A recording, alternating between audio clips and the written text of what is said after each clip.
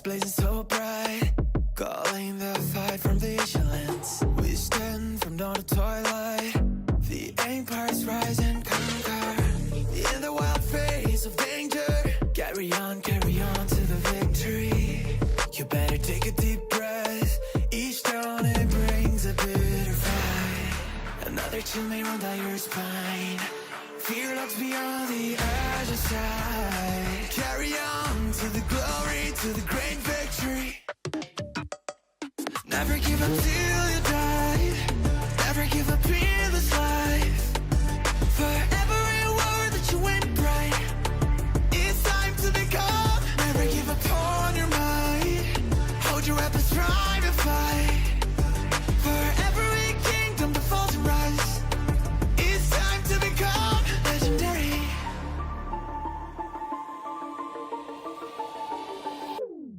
Chaos, sharpen your knife, make way to find your destiny. Worship a man or a shrine, can both recall a scattered. In the wild sound of wardrobes, tearing down all the enemies. You better capture the arcs, the carriers may bug you down. You set up for the swiftest ride, sneaky Texas work as your best ally. Carry on to the glory, to the great victory. Never give up till you die, never give up in this life.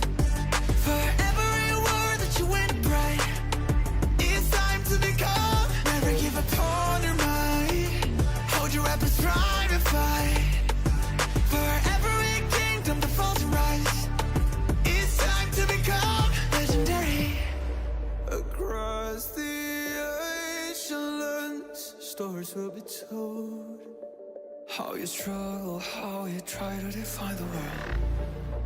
With a sacred name, you are the one chosen to start up the storm. Never give up till you die, never give up in this life. For every word that you win bright, it's time to become. Never give up on your mind, hold your weapons, strive and fight. For every kingdom that falls and rise, it's time to become legendary.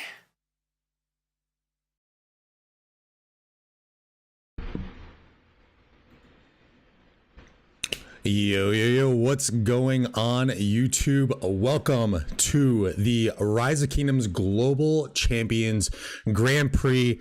I am your host, Dirty Dan Gaming. I will be streaming alongside my other caster cohorts, Chisgul, Plato, and Brian Koo, all streaming a huge slew of matches. This is looking to be an extremely exciting time for the world of Rise of Kingdoms. So we are in the Grand Prix. I believe this is the third rendition of the Grand Prix that we are doing. So just to give an overview of what Grand Prix is. So everyone is going to have same accounts. The playing field is more or less now going to be level. So everyone's going to have the same accounts. It's really going to kind of come down to strategy on how these teams are going to perform, how they plan, and how they progress through this tournament bracket. So just to give a quick breakdown on the teams that we are going to be seeing within this tournament, you're going to have teams from the international server and then teams from the Chinese server, as you probably would have seen during the round draws. Now, our top teams, which are going to be representing the international server, are the 4 champions from each of the realms. And then we are also going to be having ranks 2 through 4 for each of their respective realms. So in the realm of Horus, we will be seeing 16 OT, the runner-up. We have WIB 1188, which is now, I believe, HJK. In the realm of Anubis, you have 489, GV 77, 1EE8. And then in the realm of Bastet, we have W34X, 65 AC, and O4BB.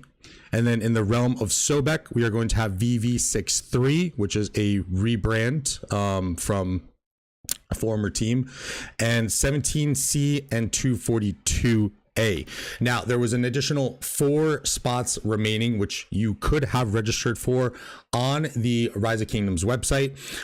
Those teams that registered with the highest matchmaking, the 4 were going to advance into these qualifiers. So the teams, the registrant teams that we have are going to be AQUA, AVG, S2K, and Beer. It's quite funny that the guy who works in the beer industry is casting the beer team today. So matches that we will be casting today that will be kicking off very shortly.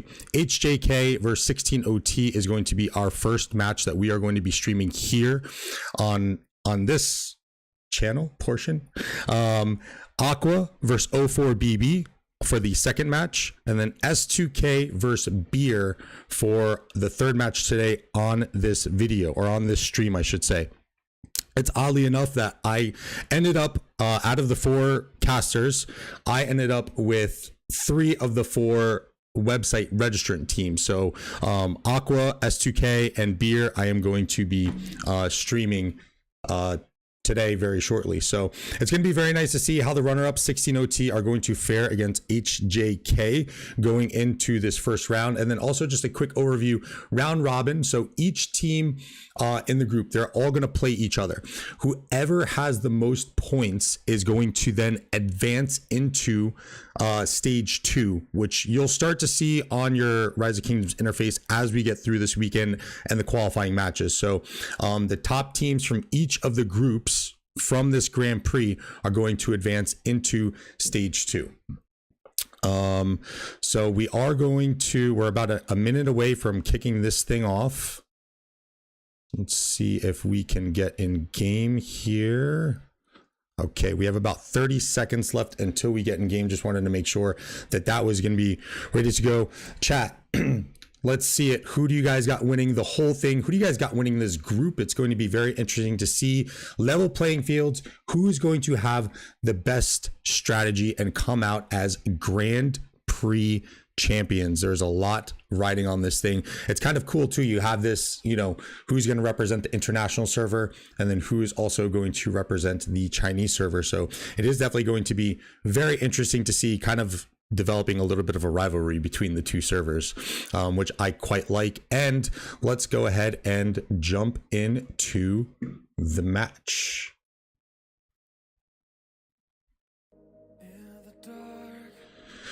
All right, so we have on the top side HJK, as you can see them all kind of slowly porting in, doing what they need to do to get their, you're probably going to see the rally leads in the back. This is a very typical opening from what you see from teams porting in, and I think the city skins are going to be a nice thing to focus here. As you can see, 16OT, oh, someone forgot to put a city skin, and as you can see here, 466 million power, so healing is not going to be an issue for these accounts here. 16OT opting for the full 12% troop all attack, so very interesting to see there. For the HJK side, we see a bunch of archer health skins, a bunch of cav health skins, the 12% attack here, but primarily a lot of 12% attack, just a little bit of skill damage here, and then all the health skins from what you can see, archers and cavalry for the side of HJK. So kind of maybe speaking to their strategy a little bit, maybe showing their hand. It's going to be interesting to see how Zenith skins are going to play a role and a factor into these Grand Prix matches. We can see our first cav health skin on the side for 16OT, our second one, I should say.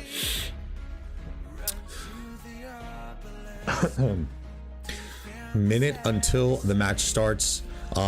As we've seen in previous Grand Prix tournament setups, there is probably going to be quite a favoring to the cavalry troop unit types, as you can probably get alluded to from all of the cav health skins. For HJK, I would expect to see a lot of cav garrisons, and then just a lot of cavalry in the open field in general. Probably look to see on your garrisons, I would probably say in addition to the cavalry, probably a lot of leadership as well, but potentially a lot of Gorgos. A lot of the Gorgo Heracleuses. No new Cav commanders in this one, so we have current meta as stands. Scipio Amelius should be in here, and also William Wallace. So I think we are all up to par on the meta. And if it's anything like the Osiris League that we were casting, there was a lot of Eleanors that came into the fold around the time of her release, and it proved to work out very well. So I'm curious to see if we are going to see a lot of Eleanors here. As well as we get started, gates are unlocking. We have 3 rallies on the side for HJK, 3 rallies on the side for 16 OT. We have a few late participants coming in for the side of 16 OT. I don't think Grand Prix are what you want to be late for. 30 combatants for HJK and only 26 for 16 OT, the runner-up in the realm of Horus. Not a great way to start here. Energetic being used on the side of HJK, the classic opening that we saw all of last Osiris League. There is an energetic on the side from 16 OT as well.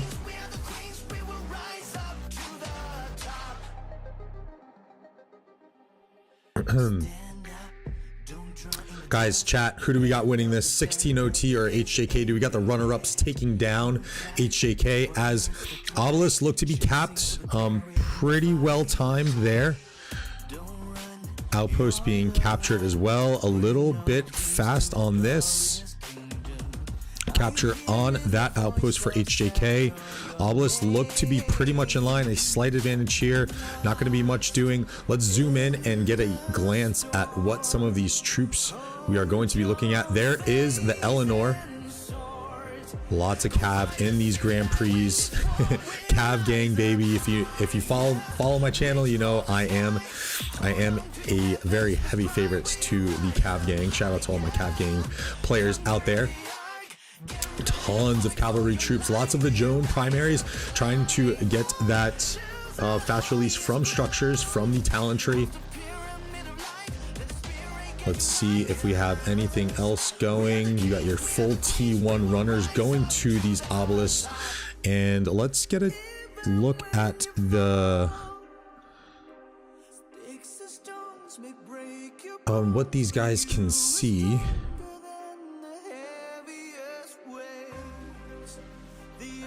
See a little bit of a view of what HJK is viewing right now as 16 OT starts to come into their view a little bit.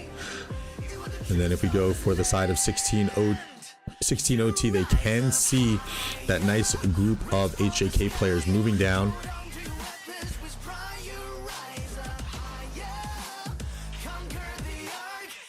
Traditional openings from what it looks like, although HJK is putting that nice pressure on the outside lane, going for the Shrine of Life. As we can see, the murder balls starting to form on the desert altars as they usually do.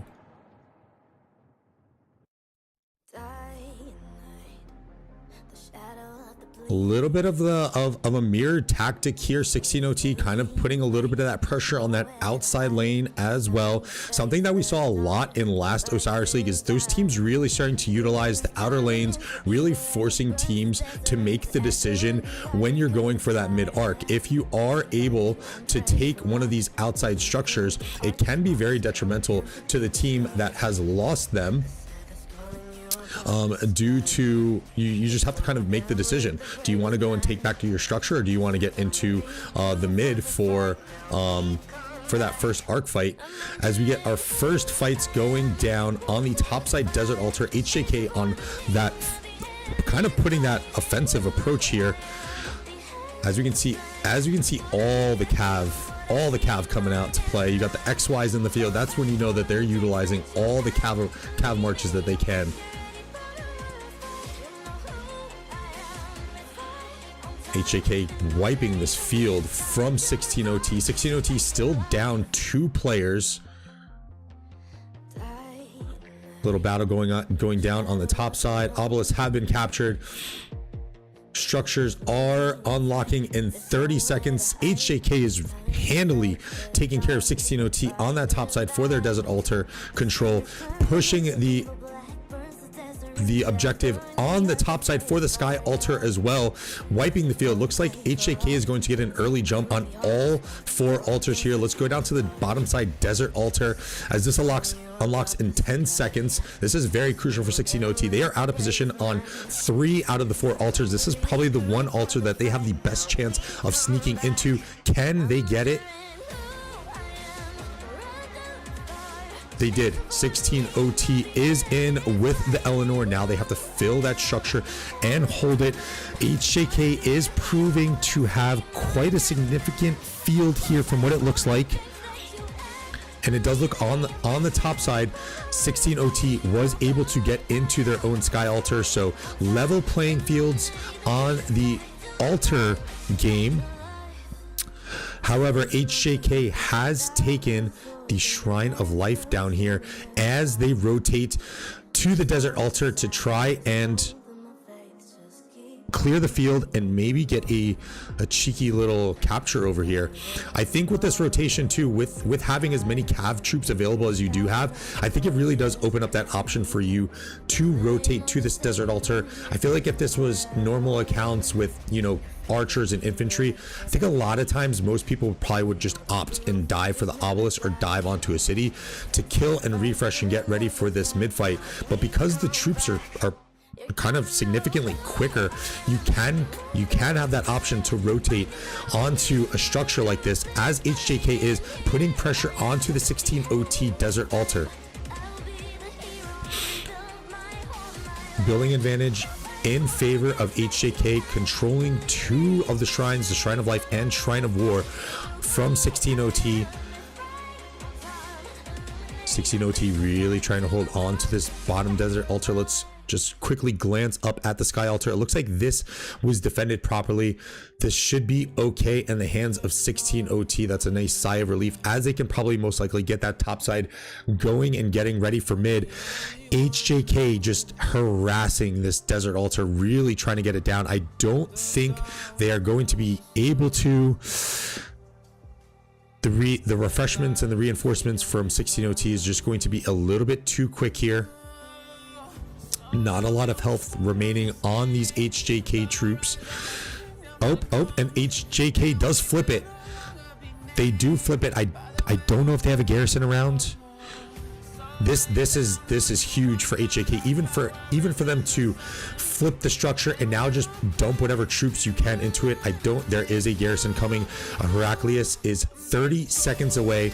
That'll put us at 49 minutes. That'll put us at just over 4 minutes until that first arc rotation, which looks like it is going to be disruptive for 16OT. 16OT is definitely on the back foot here, still down 1 player as the mid call looks to be going for both teams.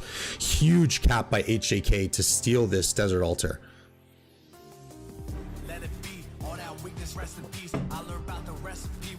They should have the garrison in there by now. Would look for the flip. This is huge. This is huge. This is going to most likely cost 16OT to go back, focus, retake this Desert Altar, and maybe even have to give up this this mid arc. Just under 4 minutes until mid arc spawns. Building stabilizing on the top side for 16OT. Not doing so well on that bottom side, as we were just discussing. Looks like the Shrine of War is still under a bit of duress, as that health is a little bit low, but that should be fine. They are able to hold off on that end. As we go back into the middle and start to get an idea of what these teams are going to do for their mid fights. Skill bars should be full. Energetic has been used by both sides. As we go back to this bottom side desert altar. 16OT really trying to get this thing back. They have the Astro Banapal rally on the desert altar, getting swarmed down though. This is where some of those intricacies are going to come into play for this Grand Prix. Yes, you're going to have archer rallies, but a lot of these, hopefully these presets are made so that way they can at least pull some archer reinforcements up there for the rallies. Just because you have all the toys at your disposal doesn't mean that you are going to be able to use them the right way. So this is kind of still in a way of micromanaging your accounts, how you're going to be able to fight. This really does kind of, I like this setup because when everyone is on an even playing field, it really comes down to who's more diligent with their account setups, who's doing the homework, even when it comes down to Zenith skins, or city skins I should say. And then obviously it comes down to just that pure strategy aspect, as it looks like HJK gets the first occupation on that desert altar to what a hold. 710 points per minute for HJK as opposed to 280 points per minute for 16OT, with a almost 600 point lead very early on in this match. This is not looking good for 16OT. This is not the start that you want to have. This arc might be this arc might be an all or nothing.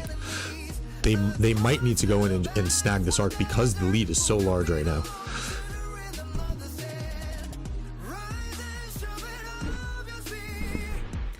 Chat, if you're enjoying this, or a very early look at Grand Prix access, make sure to hit that like button. Consider subscribing to the official Rise of Kingdoms channel.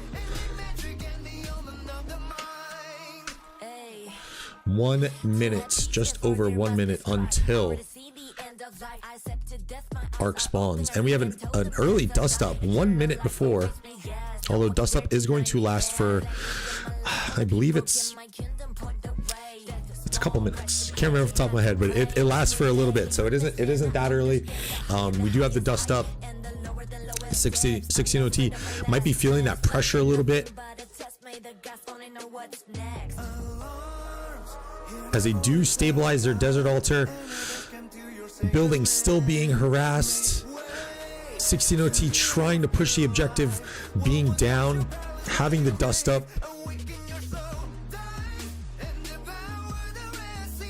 And it looks like HJK was able to take that topside sky altar from 16OT here, as we get a bog down from HJK. So 2 skills used for HJK, nothing on the board for 16OT yet. 16OT now pops Heaven's Grace, and there's a dust up of their own. 16OT definitely has the positional advantage. Arc spawns in just arc spawns. No HJK members around. Oh boy. Oh boy. It looks like 16OT is going to get first pull on this. They need to start running ASAP. They do have the Joan, which is a pretty good option. I think best option right now for arc carrier, chat, would probably be double C and belly, I want to say, if I'm not mistaken. I think it's double C belly. I think you can also have the option of doing a belly prime with an XY. XY does get a chance to get march speed as he's being attacked. So as you're passively running away, you can get a march speed buff from XY's kit. Although I think from raw march speed perspective, the double C belly might make a little bit more sense. 16OT getting some pretty good pulls here, but it looks like HJK is winning the field battle, and not much reinforcements coming in from HJK. It looks somewhat even. HJK with a slight advantage. Arc is on the ground. HJK picking it up now, turning and running. 740 points per minute for HJK, 290 points per minute for 16OT. 16OT needs to make a move on this arc, chat. desperately need to make a play for this arc. 2 altars in hand for HJK. As we glance up top, 0 altars in hand for 16OT. As HJK is clearing this field, now running free with the arc. In my opinion, I really believe 16OT needs to get this arc as soon as possible. They have to get this arc and cap it. They need all the points that they can get right now. 3,500 points. That would put them at 7,500. That is what they need to close this gap right now. Otherwise, they're gonna have to go extremely aggressive on the building game. But from what it's looked like these first 18 minutes of the match, they haven't been able to stabilize too well. Structure is really kind of flipping back and forth as you're getting the rotation from HJK onto the topside Shrine of War, harassing 16OT even more so, really making them decide, hey, do you guys want to take your structures? Do you want to take care of them? Or do you want to go and chase our arc carrier?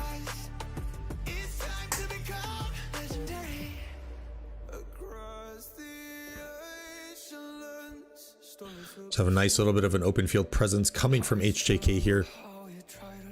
Moving on to that topside Sky Altar. So much pressure just being exerted from HJK right now, not really giving 16OT a chance to breathe. And I'm curious, oh, arc is down. No one's picking it up. Is it a bug? Is it a visual bug? Guys, wake up. Oh my gosh. Opting to not pick up. Going for the troops that could potentially pick it up. Low troops at that though.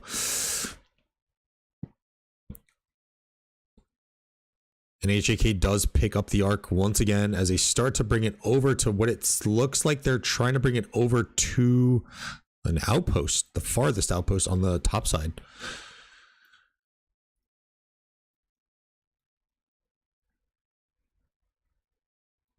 Structures still looking in hand for HJK, putting that pressure on the topside Sky Altar as we saw that open field murder ball really starting to close in, walking up with the rally.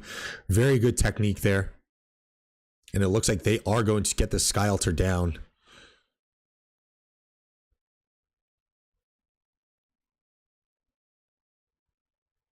And HJK caps the Arc of Osiris. They're gonna look to run this thing up.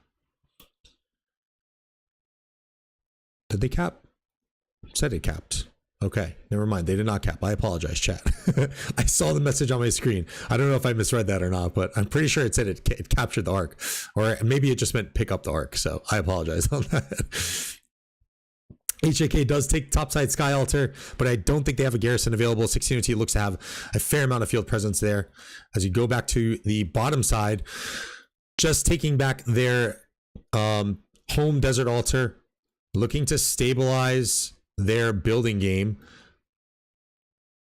590 points per minute for HJK, 290 points per minute for 16OT. So you can see a nice little murder ball, open field presence starting to walk down for HJK onto the Shrine of Life. As HJK actually took back that topside Sky Altar now.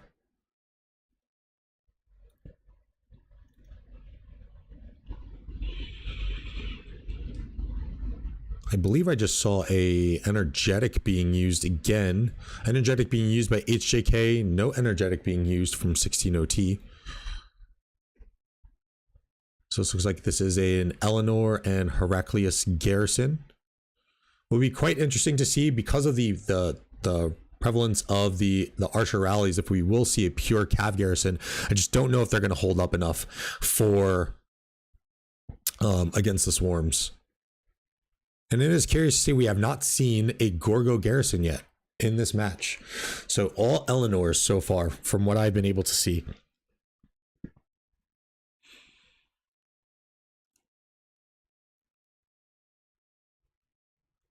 HJK taking that Shrine of Life, denying the points for a couple minutes. I don't think that they're going to be able to hold this here.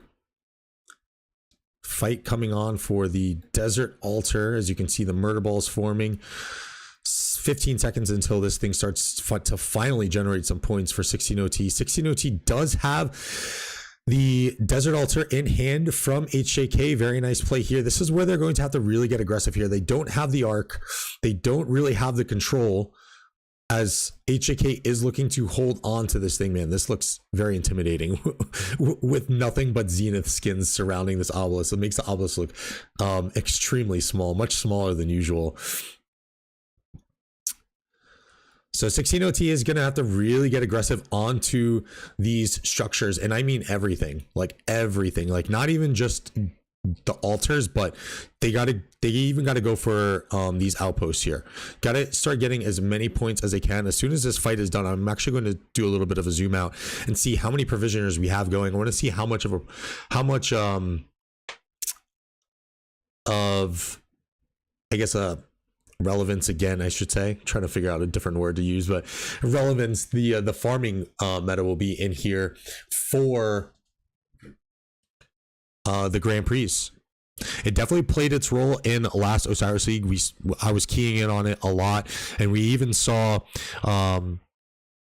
60GT, I believe it was, in the finals, using the stocking up skill and really taking advantage of the farming and the point generation.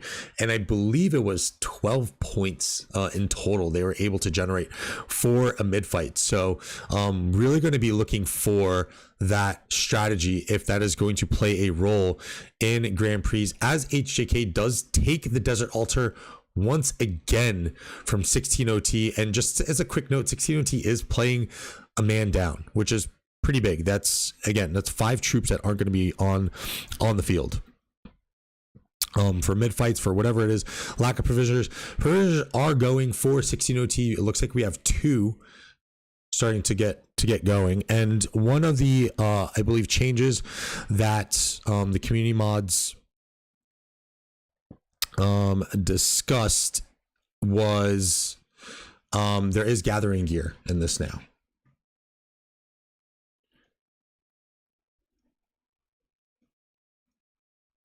Here we go.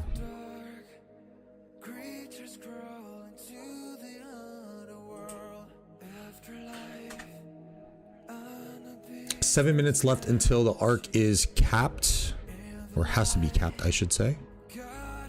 Building stabilizing a little bit for 16OT. And we can see another provisioner potentially starting to get going.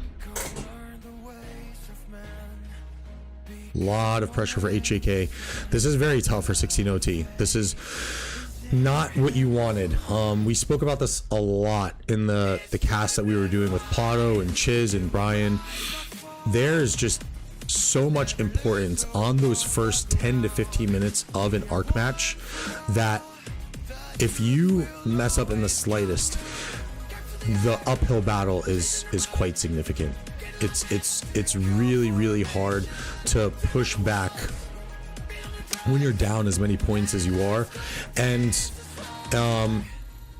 I'm a huge believer in setting the tempo, right? When you look in anything sports or those who set the tempo are usually kind of, you're controlling the pace. Essentially you're dictating what your opponent wants to do, right? So since they are now holding this arc, they know that 16OT, the only thing that they can do to come back from this is, number one, building game, and if they're just committing a lot of resources to farming, which I just don't think that you can do, especially when you're playing a man down.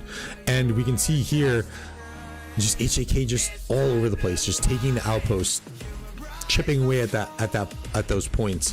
I think it's really been held at 770 points per minute, or around 700 points per minute for HJK this entire match. So very interesting to see from the runners up in the realm of Horus. Remember, 16OT losing to 93T.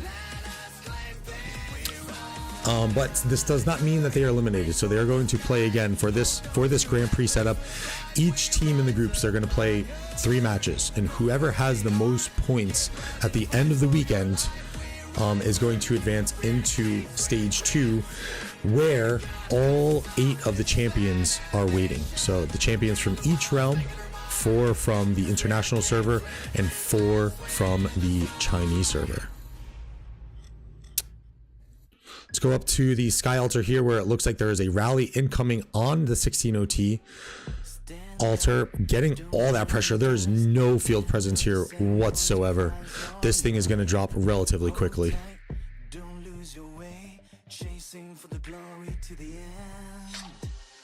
I guess if there is any match that you want to lose, it is probably the first one. It really kind of allow you to kind of learn and adapt on what you need to do better. The only difference here is you're gonna have to really learn on the fly, because you're not getting a week break like you do in the traditional Osiris League tournament.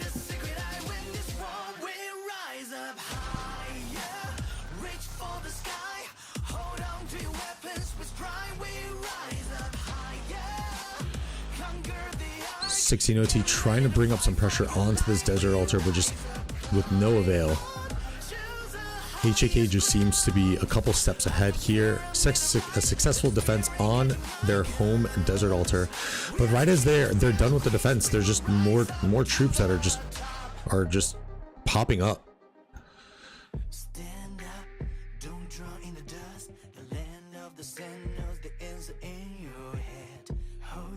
Unsupported rally on this HJK Sky Altar, while the 16OT Shrine of Life is just totally under duress.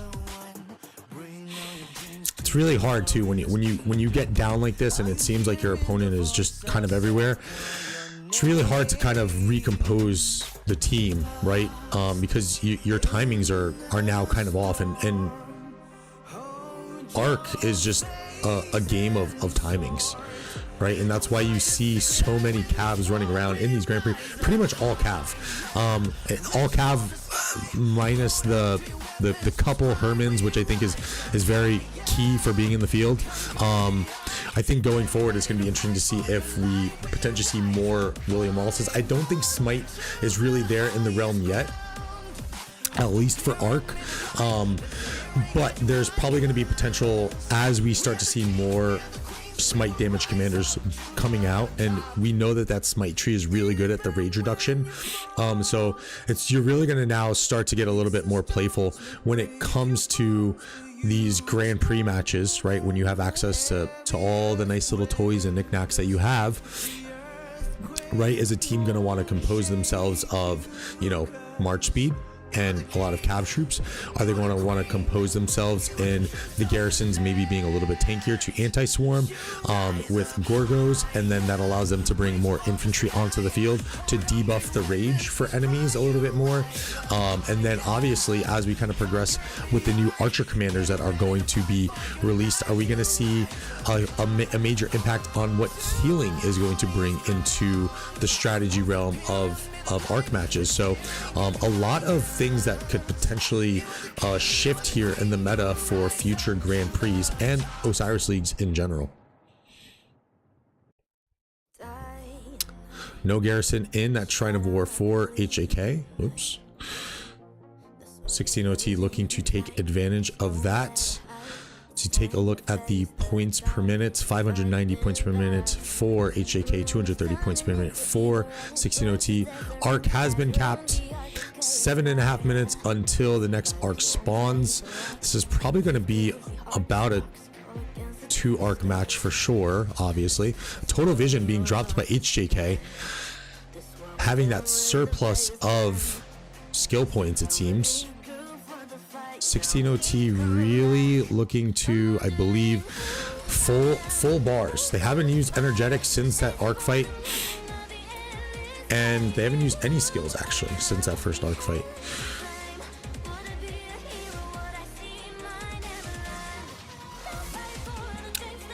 This is a must-win match. Even though each team is going to play 3 matches, you do have to pretty much win out.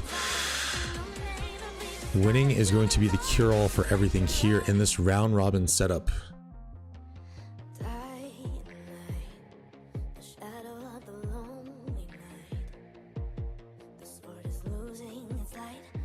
16OT finally stabilizing a little bit as you have a cheeky you have a cheeky little HJK troop sitting here.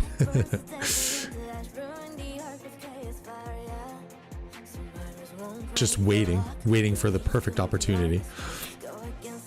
So much pressure being put on from HJK. It is kind of nuts, chat. Takes back a structure and then look here. These troops are, I want to say, there's a fair chunk of them that are, you know, above half health, right? So any reinforcements that are coming in, any of these refreshing troops coming in, they're not really going to have much of an advantage because they're kind of even playing field. Let's go up to the top side. Sky Altar under duress. HJK with the Heraclius in the garrison, really taking care of business here on the structure game.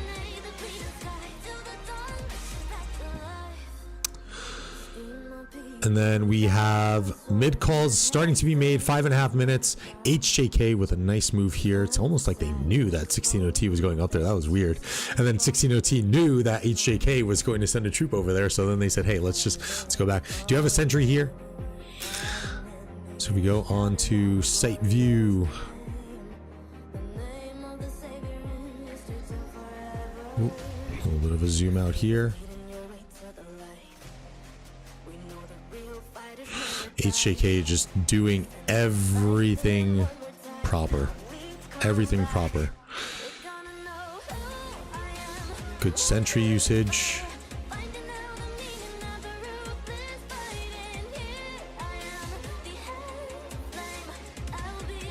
A little bit of pressure here on the Shrine of War. Don't know. I think that'll hold. Got the Eleanor in garrison now. Properly swap back. It's going to be curious to see if 16OT is going to want to allocate the resources to go and get this Sky Altar back before the mid-arc fight. Might be a little bit too far out of reach. I'm not sure if it's going to matter here. I mean, you have a 14,000 point difference. You're going to need quite the number of arcs, and unless they are the greatest provisioners in the world, I don't see a way for 16OT to come back from this, unfortunately. There's one thing I think that in a arc perspective, look, I love the format and I love the game mode. Oops, I should go back to both of you. And I love the game mode, but I think there's just a little bit too much of a on that first 10 to 15 minutes again. Like if you don't do well in that first 10 to 15 minutes, like it's almost GG's. Like you can really fall behind quick, and we've seen some teams not have the greatest openings and still come out and win, but I feel like there's so much importance on that first 10 to 15 minutes that when you fall behind, there's really almost no way to come back. And I think that's maybe one area where I would like to see changed. I don't know if chat you have any opinions on that, but sometimes it seems like these matches are you know, you get 15 to 20 minutes in and you're like, oh well, this match is over. Stabilizing the topside Sky Altar here, very nice job, but HJK still putting that pressure on, and I guarantee you they have a rally ready to go on it too. Yep. Dedicating a player, I believe, from what it looks like, a couple players, to continue to harass the structures even during the mid fights. 2.5 minutes about on these on this mid arc fight, and you can see here HJK also doing a nice job with the sentry on their backline to make sure that there isn't a sentry from 16OT to see where they are going. Lots of provisioners coming out here now for 16OT. 1, 2, 3, 4 provisioners. No provision scores just yet.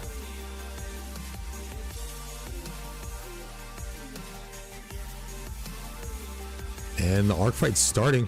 16OT knowing that, I guess knowing because of the sentry that they have the advantage on the number. 16OT popping total vision, and HJK just countering it right back with a to the death. 16OT also using dust up, but not today. Clearing the field handily with that quick to the death. And we have a minute and a half until this arc is going to spawn. And HJK just having total control in this mid fight. 16OT does seem to be bringing up a fair amount of troops from the back end. 16OT also stocking up, as we called out just a little bit earlier. We do see the gatherers. I think it's going to be a little bit too late of a walk. It's about a whole minute walk to get back to some of these cities. They could be loaded. We don't know. 30 seconds until this gatherer gets back. Got the nice T1s there.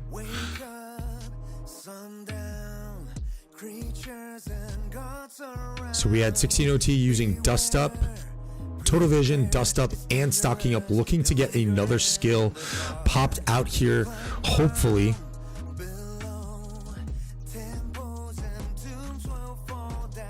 And 16OT just getting sandwiched now.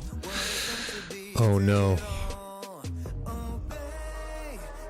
Oh no. That's the right play.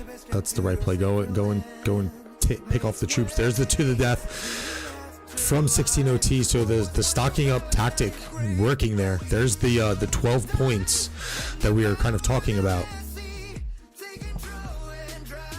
Was it 12? I think it's a little bit more actually.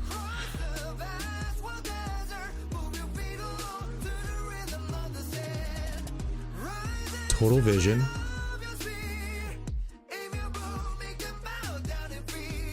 Dust Up. 14 points. Oh, I think it was 14 points total is what you can get out of the out of that stocking up tactic. Provisions not enough to close the lead. 1,420 points out of provisions, which would be nice, honestly, if the match was just a little bit closer.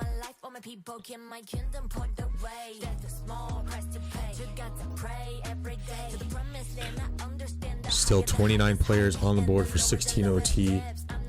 Hopefully on the next match they can get their full squad of 30 and not start the match down a couple players. I know that's honestly probably one of the things that kind of set them back right there. Just not having, I think they were down 3 to 4 players, and that's 15 to 20 troops that aren't on the field for you to open those for those opening moves that are ever so critical in these arc matches.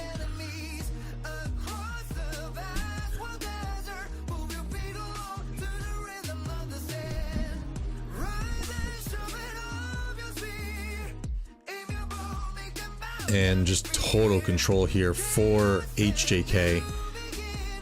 15 seconds to hold onto the Sky Altar until it starts generating points for them.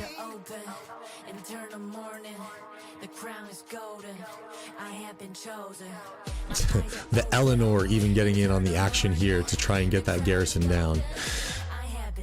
And we start to see a little bit of a Guan usage coming out here, but still primarily a lot of Cavs. I think you're going to see this all throughout Grand Prix.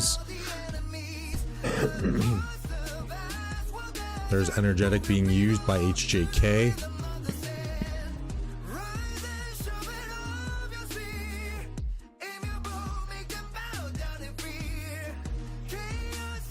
And the map slowly but surely turning all blue.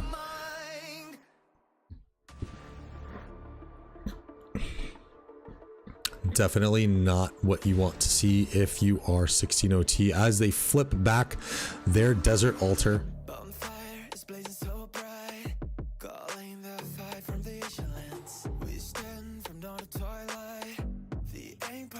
Lots of XY in the field. It really shows you the importance of march speed here. When you have the XYs coming into the field, you know that march speed is very important. I myself am very excited, on the other hand, to bench my XY on my on my regular lineup, because this KVK was not very pretty running him as a primary. But here in Osiris League, or Grand Prix I should say, there's no shortage of troops, so you don't have to worry about heals here.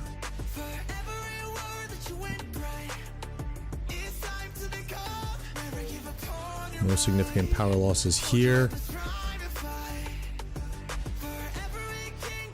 Don't think we have enough of a sample size to see if there was a big play on the Zenith skins and how they were going to affect the matches. 16OT is really trying to get a hold of this arc to at least snag some points to close this gap a little bit, but the refreshes are just going to be a little bit too far for 16 OT at this point. Tearing down all the enemies. You better capture the arcs. The carriers may bug you down. Set up for the sweet. Don't forget, chat, we are going to be going. This is a nice little 3-hour stream for each of the casters here. Be sure to go check out all the matches that Chisgul, Plato, and Brian Koo are also casting on the Rise of Kingdoms official YouTube channel. Be sure to hit that like button and consider subscribing to the official channel and to all of our channels, which you can find in the link down below.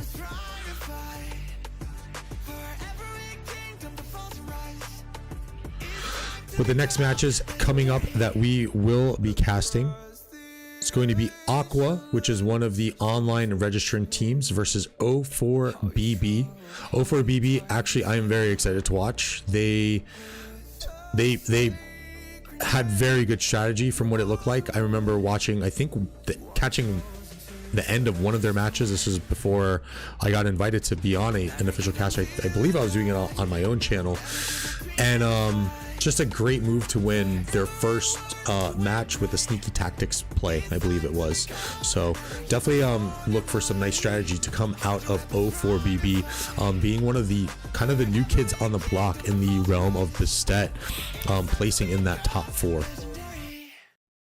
So I'm very excited to watch O4BB, the Battle Bunnies. 17 minutes left in this match, 14 minutes left until the arc caps. I think we can say that this is probably all but a GG's. Chat, do we have any updates on the other matches being played right now? I kind of don't want to risk the potential of ruining the stream setup, having any volume or anything pouring through. It'd be nice to see what the other matches are going to be at.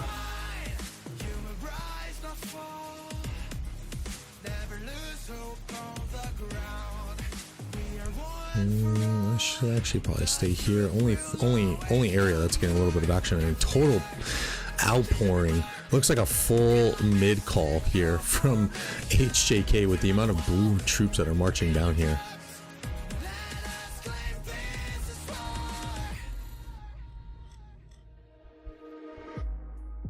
16 OT able to take back their topside sky altar, but just tons of pressure again from HJK. Oh my lord.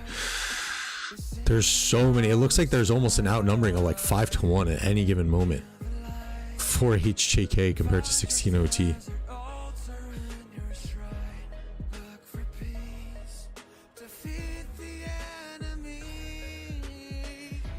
16 OT taking back their Shrine of Life on the bottom side. Very nice. Trying to take back their Desert Altar, which has been just under pressure the entire time. This Desert Altar capture was not great for 16 OT, and just look at the extension that HJK is able to get off of here too. Just really kind of meeting them almost at the halfway point from where the troops are coming out for 16 OT here.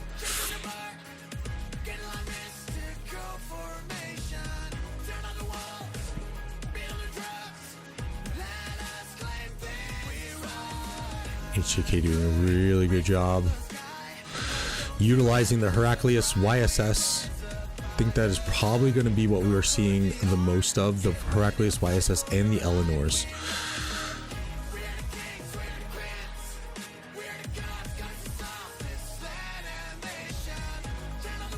It is going to be quite interesting to see, though. You got to make sure with the way that the field looks, there's a lot of troops that I can't look at the troop breakdown here, but the garrison leads have to be mindful of using the 3 troop types here to get all the bonuses, because it from what it looks like, it's a majority of cav, obviously, as we've stated, a little bit of archer, and like the tiniest bit of infantry. Like you have the Luches, the Liucha, I should say, the Hermans, William Wallace. But yeah, you just got to make sure that you have all 3 troop types. You don't want to be stuck there with a Heraclius YSS that is getting just constantly refilled with just 2. you know, if those infantries aren't making it into the structure. 4 altars in hand right now for HJK. Let's go back up to the top side once again, utilizing that Heraclius YSS on the offensive defensive garrison. The Eleanor being, so I'm curious that the Eleanor being used here on the home desert altar as opposed to the Heraclius YSS, where maybe the Heraclius YSS is a better play here as opposed to the Eleanor, and putting the Eleanor here since you have the march speed. But the buffs that Eleanor is providing for the field troops that are around her are also very nice, so you can't really kind of downplay those. So I think using Eleanor wherever you can is really good.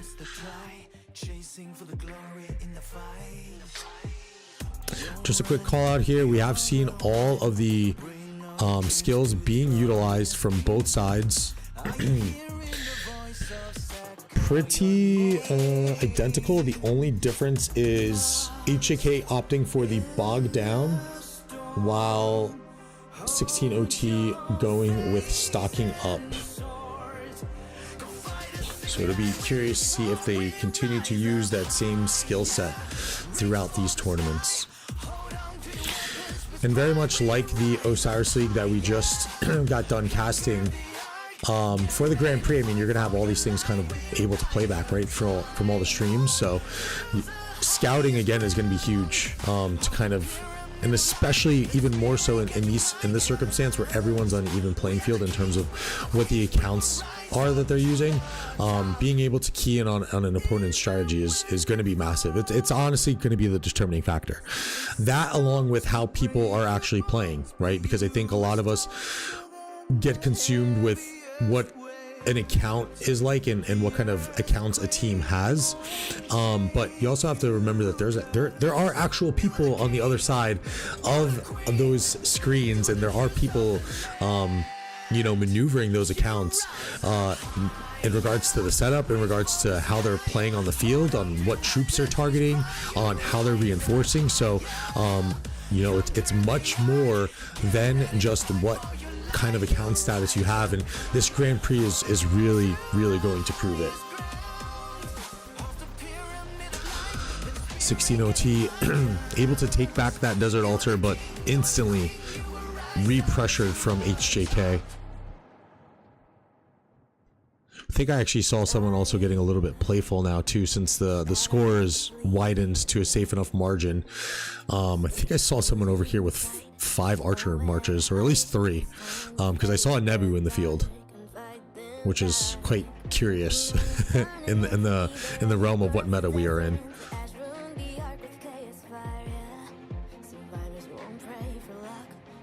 Just kind of go down onto the Shrine of Life as HJK just takes the Shrine of Life, or is trying to hold on to it for the points. 16OT looking to take that back. Get a nice little rally over here, but it is an unaccompanied rally, so most likely this thing will just get stormed down as the defenses will continue for HJK, and we'll just kind of get a glimpse here.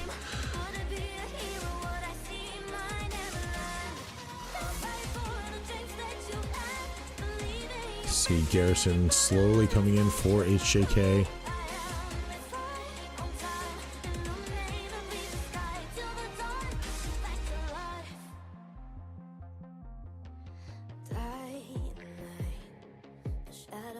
Oh no, and those troops saw it too because of the sentry there, so choosing to ignore the rally and just continue the pursuit down onto the Shrine of Life to once again harass. And I think honestly that is the better play.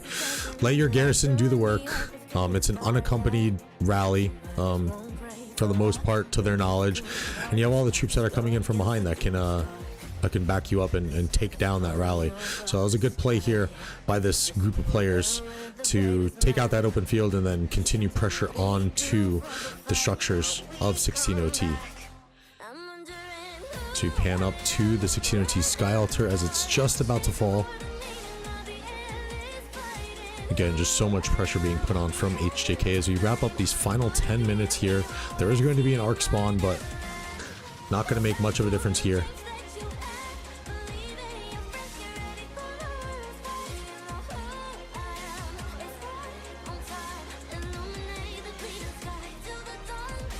There's a Huo garrison desperately trying to hold on.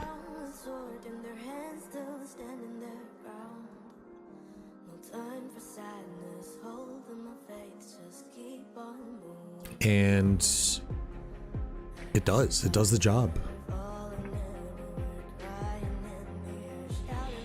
Rally still being pressured, but again, no support with the swarmers, so that is going to fall.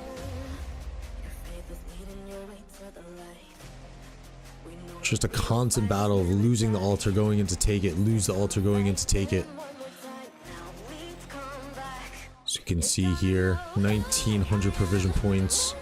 Occupation score just really getting out of hand. 16 OT still playing with that man down as well, unfortunately. Get a look at top scores here. 239,000 for the side of 16 OT, 203,000 for HJK.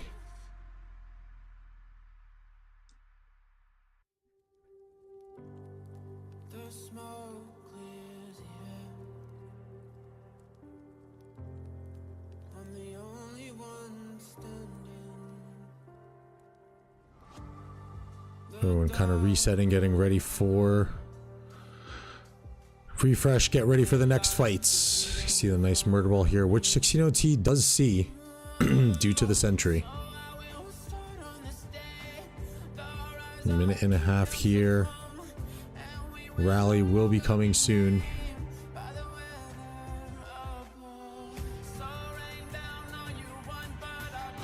Curious too on the hollow square formations. It's interesting that, to see the formation choices too here. No testudos. I don't think I've seen any testudos so far.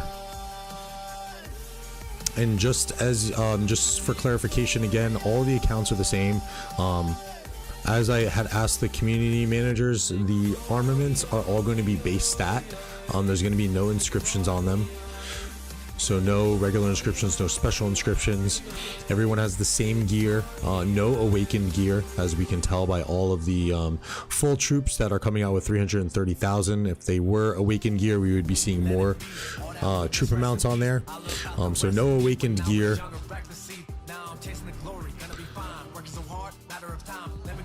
But the formation choices again are I think are going to play a little bit of a factor. Obviously, you're going to see a lot of heavy favoring for wedge formation for open field, and then obviously the arch for any of the Liuchas or the William Wallaces to take advantage of the smite damage.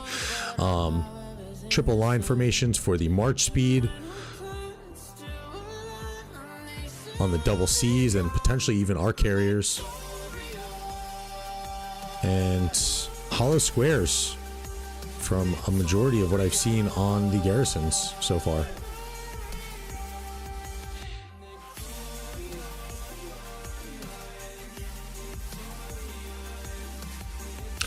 Will be quite interesting to see plays on the obelisk with accounts this big surrounding the structure, because the fills on this thing could be in almost instant.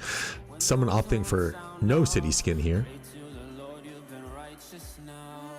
I believe that's Rome. That's the Rome default skin.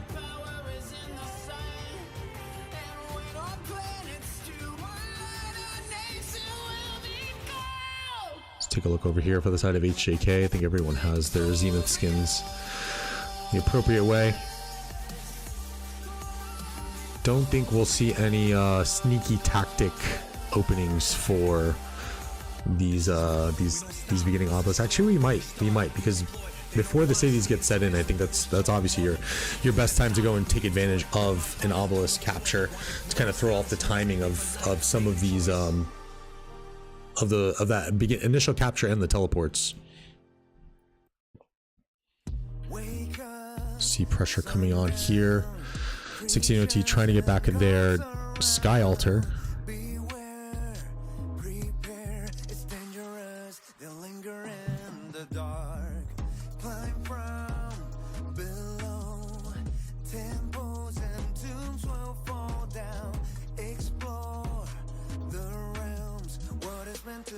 Just look around the map.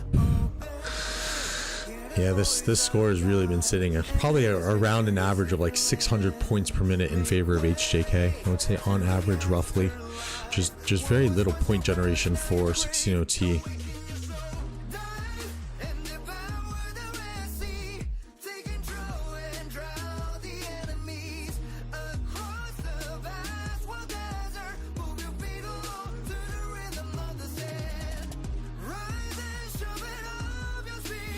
A lot of action here on the top side Sky Altar. We're actually seeing some echelon formations here, which is quite interesting. Echelon formation is going to boost the percentage of the buffs. So off the top of my head, I believe it's the Joan damage reduction buff from her active skill. I think it's damage reduction that they want to take advantage of there potentially. It's quite interesting. I think I've seen a couple other echelon formations now that I think about it.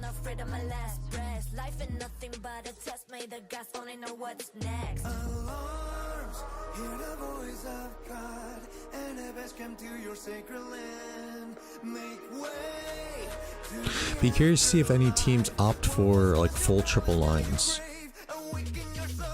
Doing like more of like a triple line setup on their team's format.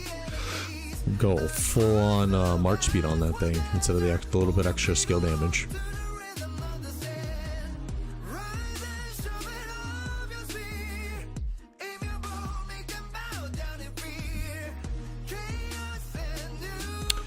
Curious to see also too the option for the 12% attack over the 8% in defense. I think I would kind of weigh the defense maybe a little bit more.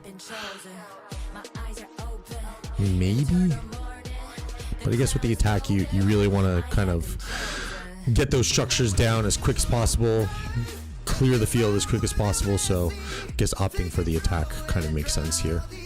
It's kind of the position that some players like to take when they're building their rally garrison sets. Do they want to kind of focus a little bit more on defense or health? And it seems that some direction players are starting to go in is, you know, a little bit more heavy on defense and health if you're in the garrison position, and if you're rallying, trying to beef up the attack a little bit more and just get a burn on a structure.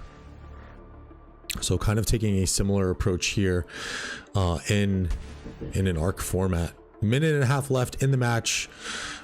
No third arc to spawn. GG's to HJK in this first match of the Grand Prix. No way from 16OT to come back from this. Hopefully a nice little learning lesson for 16OT.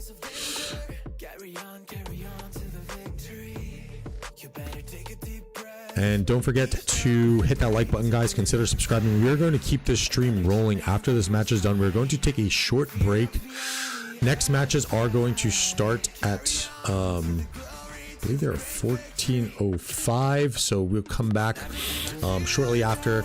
We are on that 5-minute delay, so we'll do a short intermission and then we come back to you with the next set of matches, which will be AQUA, one of the website registrant teams, going up against O4BB. Matches will start at 14:05, but we have the 5-minute delay. So I will break for a few minutes and then we'll come back. We'll do a little quick commentary and then we'll jump right into that O4BB match, as this thing really starts to wind down now.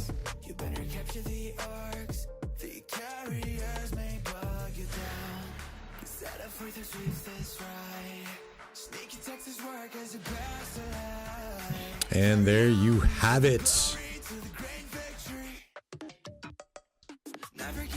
MVP from 16OT side, 271,000 points. HJK, the winners, winning handily, 44,000 to 14,000 points there. And with that, we are going to go to our first intermission, guys. Be sure to come back, hit that like button, consider subscribing. We will be back in just a few moments. In the dark, creatures crawl into the underworld. After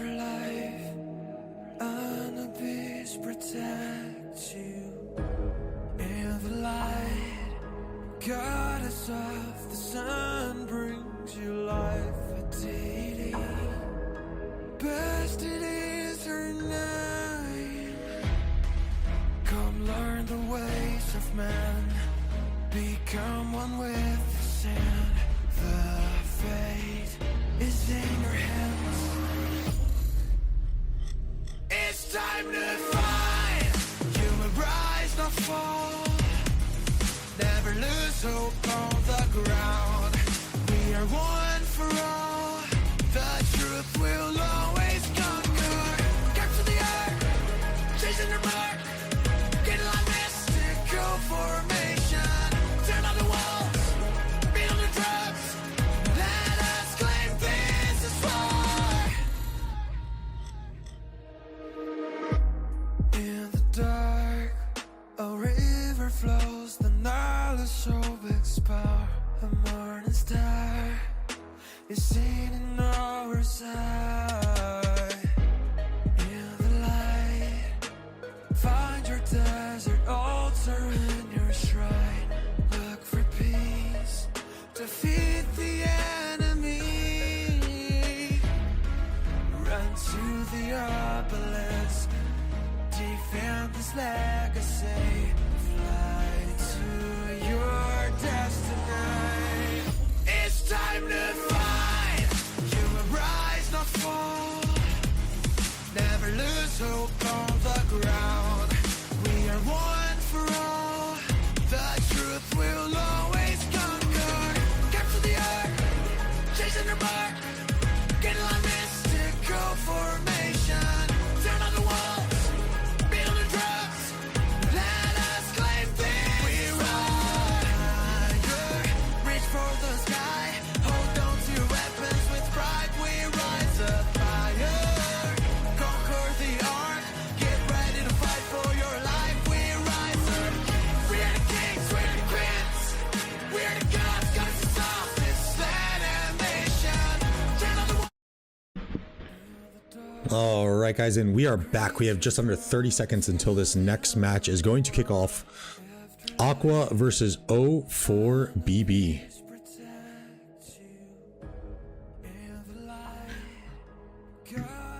And as we're kind of pulling in some results from the last set of matches, just as a quick overview for those joining us, W34X gets the victory against Watch It Burn, 33,000 points to 29,000 points. Beer, one of the website registrants, knocks off 17C, one of the top 4 teams in the Osiris League realm of Sobek. S2K, another website registrant team, knocking off F12, 74,000 to 5,000. It looks like maybe no participants really in that match at all. And then also and then we have obviously the HJK and 16 OT match, which we just watched. So second match now starting to get underway. We have AQUA, one of the website registrant teams, going against O4BB, one of the top 4 teams in the realm of Bastet, led by ARC leader Elohim. I did message Elohim on that one ARC match that I was referring to in the last match. They had a very nice sneaky tactics play on their first round playoff match, I believe it was, in Osiris League.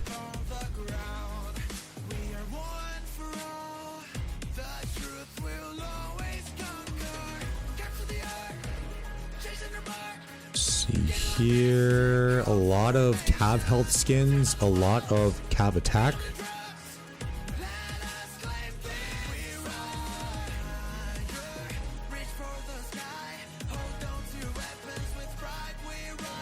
And on this side we have infantry health, the first infantry health skin sightings that we've seen. So looks like Gorgo garrisons are going to play a factor for battle bunnies. I am probably going to refer to O4BB as battle bunnies from time to time, chat, just so you know.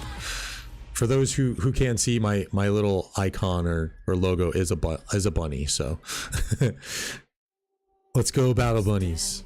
I don't know if I can do that as the official caster. Is that being biased? Oh well. So as we get this second match underway, a minute to go. Chat, who do we think is going to win? So we've seen a few upsets already from the website registrant teams with Beer and it was S2K. So Beer and S2K both taking victories over top 4 Osiris League teams. Is it going to happen again in this match? Let's hear, chat. And then oddly enough too, the next match that we will be casting after this one will be S2K versus Beer. So we have 2 winners, 2 early winners going at it in our next slate of matches.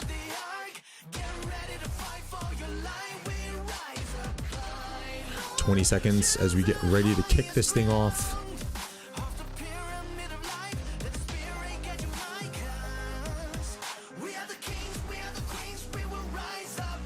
Looks like O4BB down a player, both down a player. Nope, never mind. That's correct.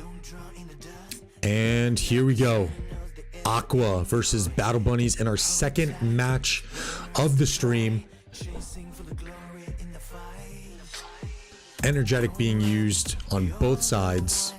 3 rallies for AQUA, 4 rallies now for AQUA, 4 rallies for O4BB.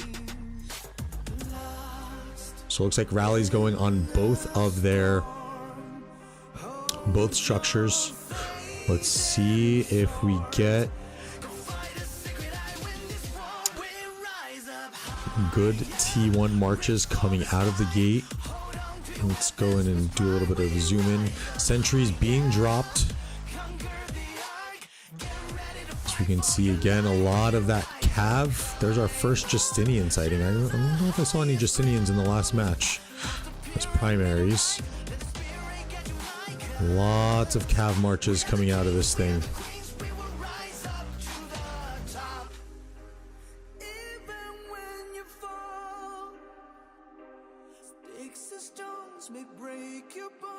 Good caps on both sides for Obelisk, so no errors there. So far, clean match. Sentries being used on the side of only O4BB. It looks like AQUA is opting to hold on to those sentries for now.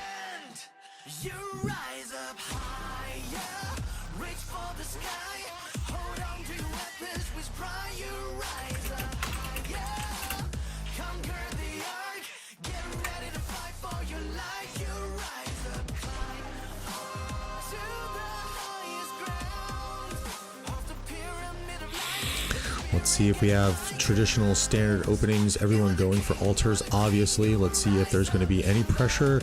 A little bit more so on these top sides is always the thing to watch now.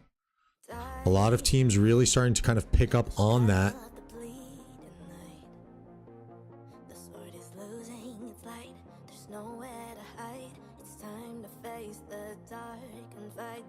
Sentries being dropped here a little bit later on the side for AQUA. So AQUA trying to get a little bit of a better view of what they're bringing for their Desert Ultra fights, and then also trying to get an idea of what they're going to be bringing up for this first Desert Ultra defense.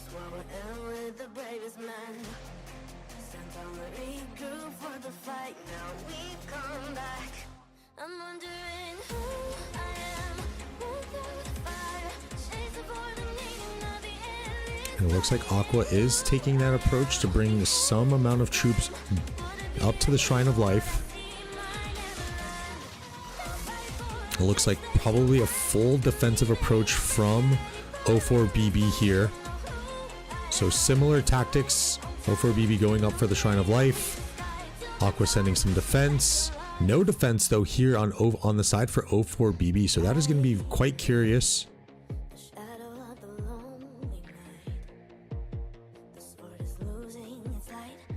So you're now getting our outpost teams sliding up this middle.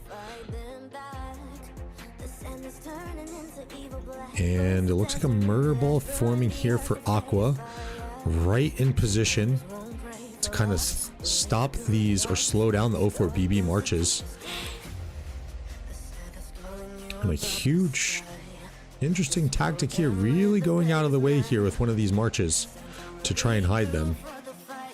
Maybe a little bit too much. First fights have not yet commenced. We might get our first fight here actually, as O4BB is now kind of, again, this is what I mean by tempo, guys.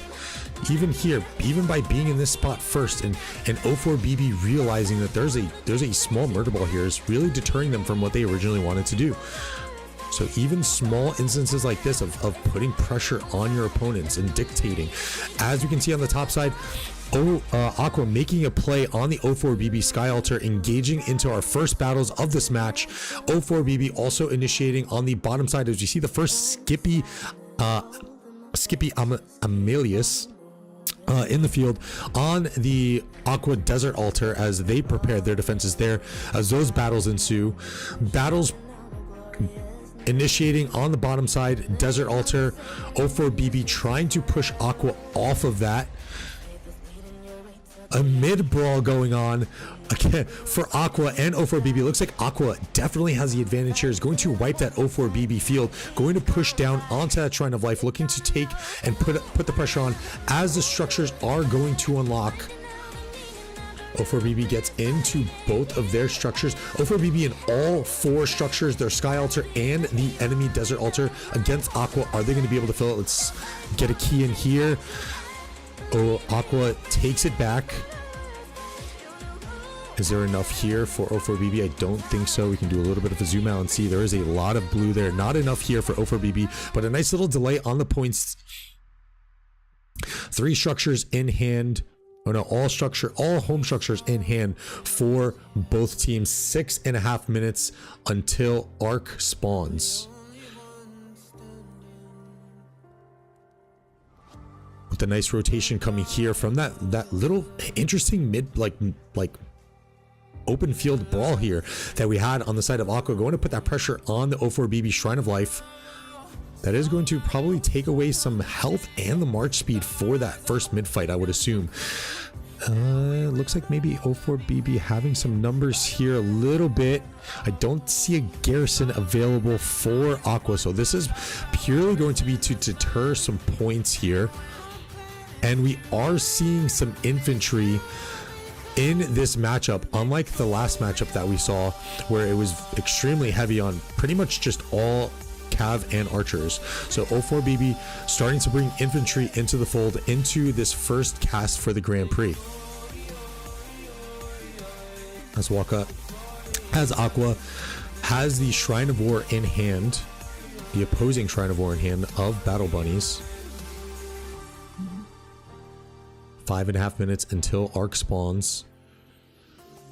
We're probably going to look for a 0 attempt here, 0 out the troops. Let's get back into the mid fight. Speaking of mid fight, let's take a look as Aqua does have a sentry here, waiting for O4BB to start trickling into the middle. Structures are in hand. Home structures are all in hand for each of the teams. Pressure being put on this top or bottom side Sky Altar, the home Sky Altar of Aqua. 40 seconds until the first occupation. There's a lot of presence here from O4BB. They might be able to get this down within the next 30 seconds here. They might be able to get this down in the next 30 seconds. It's getting chunked. They're gonna try to deny those first occupation points, as they are going to start coming in at any moment now.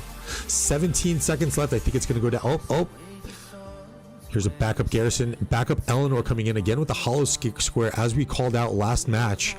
No testudos just yet.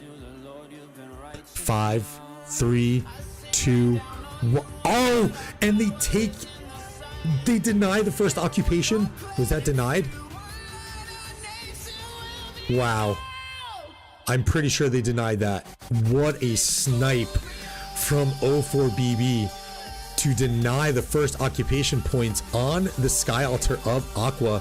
Now let's go to the middle and see just over 3.5 minutes left as the marches are now going to start trickling in. They have flip-flopped altars, chat.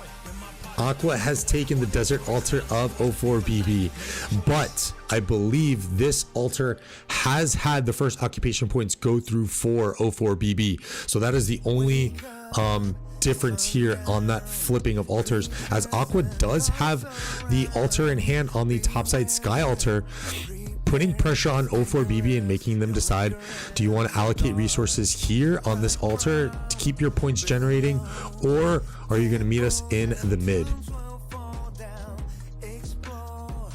Sentries down for just AQUA, so O4BB does not know yet what troops or how many troops are coming in. They are using one of these cav marches to kind of get up a little bit quicker, and you can see here too, this is the second time, I don't know if it's the same person, but this is the second troop that I have seen with a Kuo and a Honda.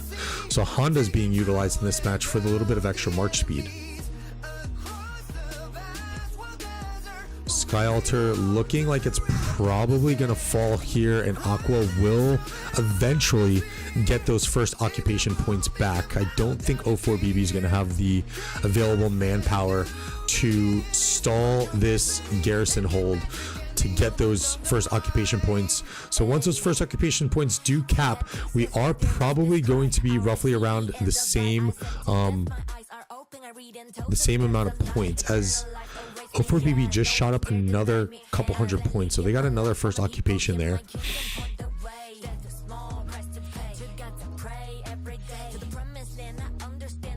AQUA successfully occupying Shrine of Life.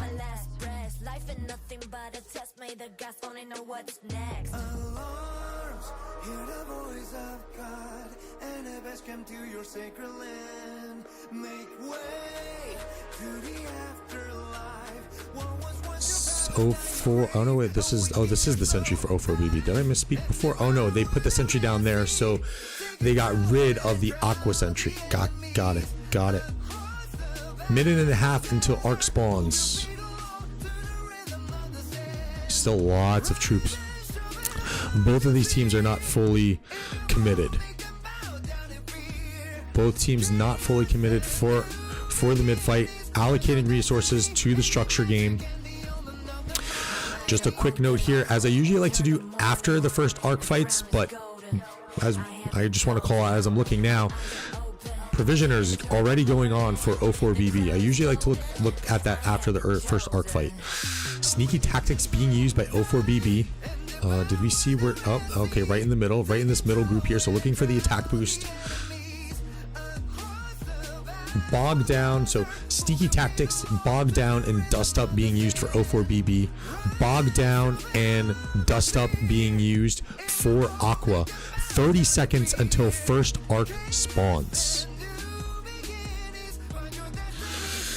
Any preferred teams? I have a, I want to say I want to prefer O4BB. I don't know if that's okay for me to do as a caster, but I really like what O4BB was able to do in their first, I think it's their first Osiris League showing.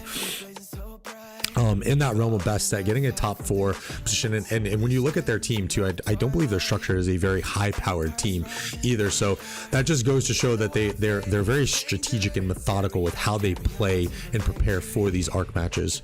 And then the next match for S2K versus Beer, which I will be covering, is also kind of a tough pick for me too. I actually have a friend who's leading the S2K team, and then Beer is just, who doesn't like to root for Beer? So that one I'm not sure just yet, as these first arc fights are going. Clearing out O4BB, clearing out that mid fight. Sneaky tactics looking to potentially be that determining factor here, getting the attack boost onto 30 of their troops. Arc in hand for O4BB. You got to start moving the thing as they do. Points per minute, 440 per minute for both teams. We are dead even on the structure game. I'm very curious. I I want to say that there's a set of points that are missing from first occupation. I'm curious if O4BB took this back yet again from AQUA, because with how even it is on the occupation 2. So let's see if we can determine from here occupation score. I do want to think that there is still one first occupation available.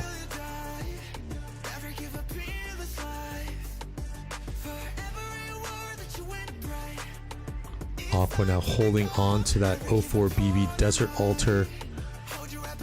And with the way that O4BB is shooting up onto that Sky Altar as opposed to the Desert Altar, I want to say that there still is first occupation points here available for that Sky Altar, as Valiant Stand being used on the Desert Altar, home Desert Altar for AQUA, trying to avoid that mid-arc rotation that O4BB is now putting on them. I do want to call out too that the O4BB obelisk is under pressure down here. I wanted to take a look at it, but I got pulled up here from the Valiant Stand. 4 altars in hand currently for AQUA, taking the right approach. If they're not going to win the mid-fight, you got to go heavy on the structures.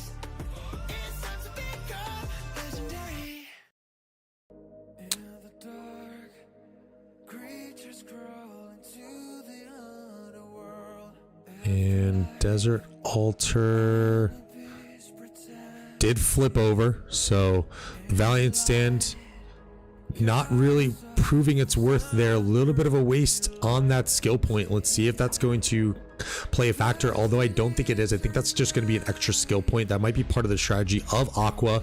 Usually teams that have a Valiant Stand in their pocket are going to probably favor the building game a little bit more and kind of not go super heavy on the mid fights in terms of their skill usage. And we kind of saw that there from that first arc fight, right? We saw 3 skills being used for O4BB, while AQUA was perfectly fine with just using 2. Kind of saving some of those skill points there for that Valiant Stand, but to no avail.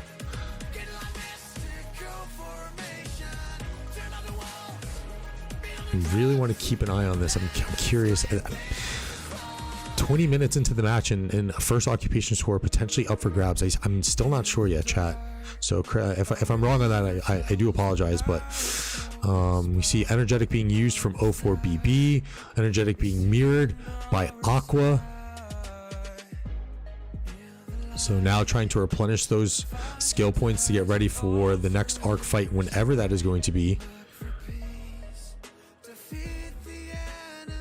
Points per minute, very low for both teams.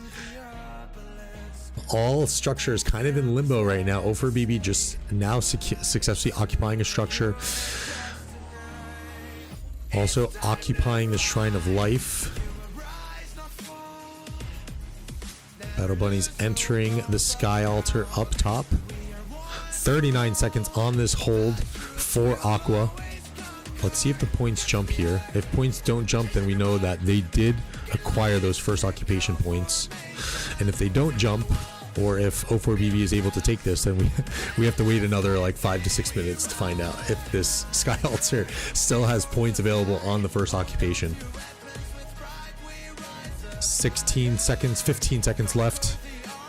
It's now into the red tent. Oh my gosh, it's chunked and it flips again. The suspense is killing me, chat. I really want to know who's going to get the first occupation on this, or if it's even been accomplished yet. Oh boy. What a fight for altars here. We're just going to zoom over to the arc carrier, arc in hand for O4BB. It looks like they are going to hold. Let's do a quick zoom out again, as I usually do. Who's provisioning after the first arc? O4BB has 2 provisioners, while AQUA looks to have 2 of their own. So, but O4BB is going to have a slight edge when it comes to the provision game. They have been provisioning slightly longer. So 30 seconds until this caps. It looks like O4BB is going to recapture this Sky Altar. A minute until this Desert Altar caps as they start to form a murder ball. It looks like the rotation over here for AQUA is going to push up onto the Sky Altar. No rally coming just yet. There is a rally incoming on the Sky Altar. 11 seconds there. We do have to keep a close eye on here, chat. Don't let me forget about the Sky Altar. This is the home Sky Altar for AQUA. We're still not sure yet if first occupation points have been delivered for that. I believe everything else has given us first occupation points, as we will quickly go in to look at this rally and swarm attempt from AQUA on the O4BB home Sky Altar.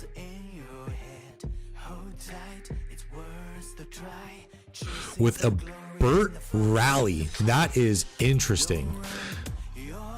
Bertrand and I would hope it's a Justinian.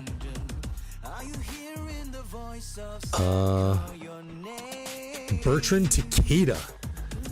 Excuse me? That's tanky, yeah? That's really tanky. Interesting tactic here. What the heck is that? What the heck is that, chat? That is crazy. I don't think I would have ever seen that before. But I am a huge believer in Bertrand and Takeda in the open field. I have used it before. It surprisingly is really good, and not just from a tanky perspective, but it does give you some pretty decent reports. It's not like it's just a punching bag on the field. As we got to flip back over to this topside Sky Altar, as it looks like it's going to flip yet again.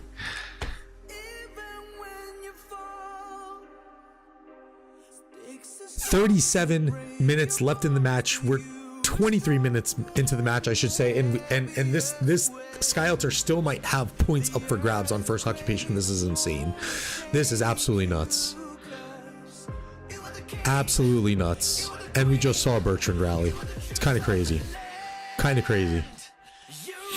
I think the logic here, if you're throwing a tanky rally at a structure, is you probably want to just keep the main damage cranking on the rally, as opposed to the rally dying so quick that the altar now starts to cycle through all the swarmers, right? So you want to, I think that in a nutshell, you want to maintain the counterattack damage only on the swarmers for as long as possible, and obviously whatever AoE skill damage is coming out.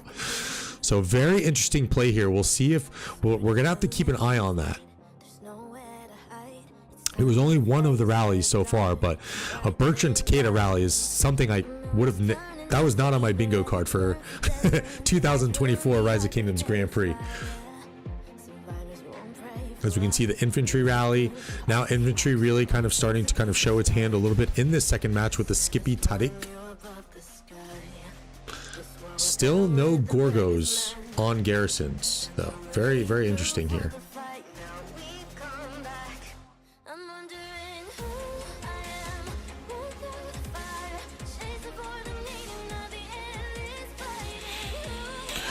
A minute and a half until potential first occupation, a minute and 15, I believe. Arc has been captured, 7.5 minutes until spawn. 520 points per minute for O4BB, 300 points per minute for AQUA. 11,000 points per points total for O4BB, with a roughly 5,000 point lead. This next arc is going to be a must capture.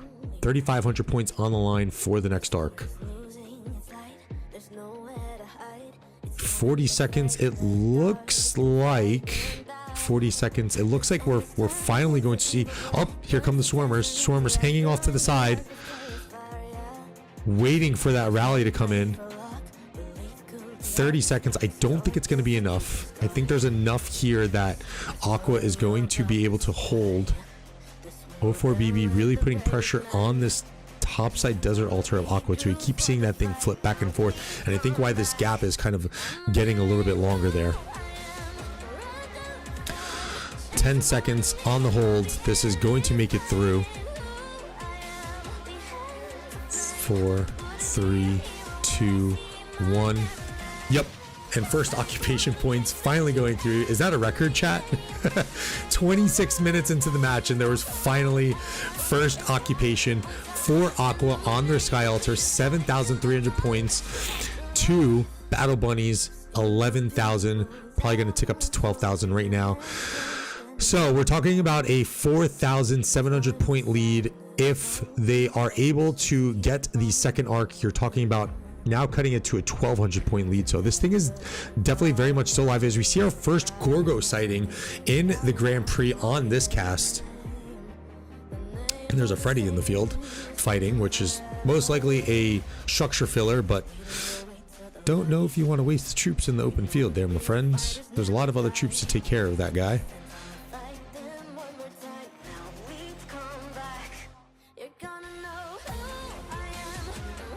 And it looks like the 5-minute arc call is being made. Home structures seem to be stable for Aqua and for everyone, actually. Let's see if there's any rallies coming for Seth. Yep. As my gut was telling me that O4BB was gonna have a rally set on that, and most likely a dedicated player that's gonna maybe walk up, although they should be walking up now. So I don't think that rally on the Desert Altar is going to be accompanied with Swarmers. No sentries in the middle. Points per minute in favor of O4BB, 590 points per minute. Got to keep in mind on the provisioner front too, O4BB has been now increasing their provisioner by 1. So incrementally increasing the amount of provisioners that they are putting into the field. Aqua only with 1, from 2 down to 1. As we wait for that mid-fight, we go on to the Desert Altar for O4BB as we see the second Gorgo with the Justinian rally now from Aqua. Justinian Nevsky, a little bit more traditional and standard. I think Aqua is maybe going to get this thing down.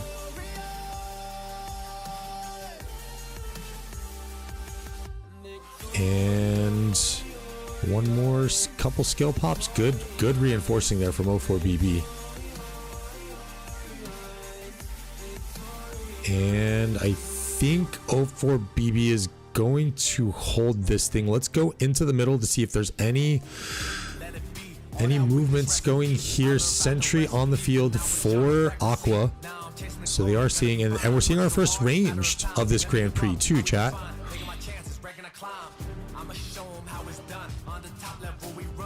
2 Gajamada primaries, probably most likely with the Gonzalo behind it.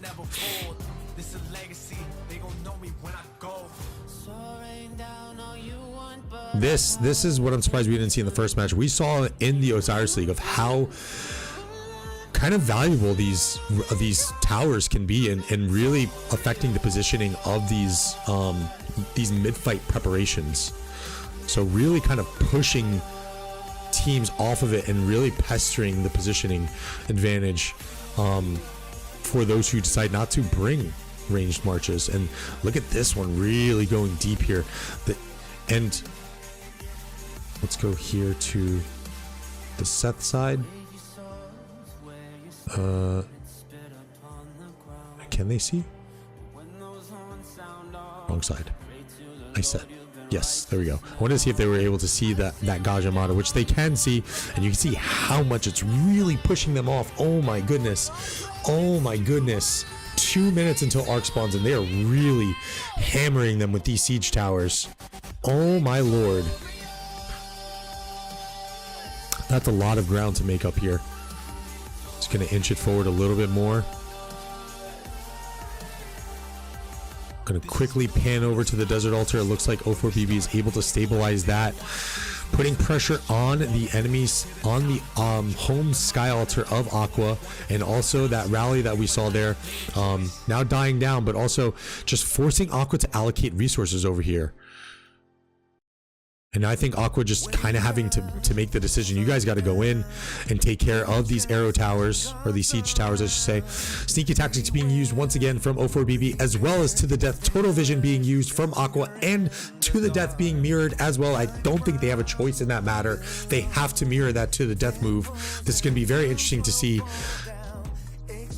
1 minute, just over 1 minute until first arc is going to spawn.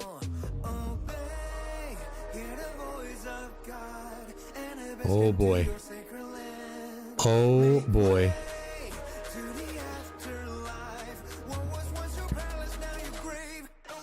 That is not looking good for Aqua. A lot of sad faces going back for both, but it looks like O4BB is going to have the advantage here.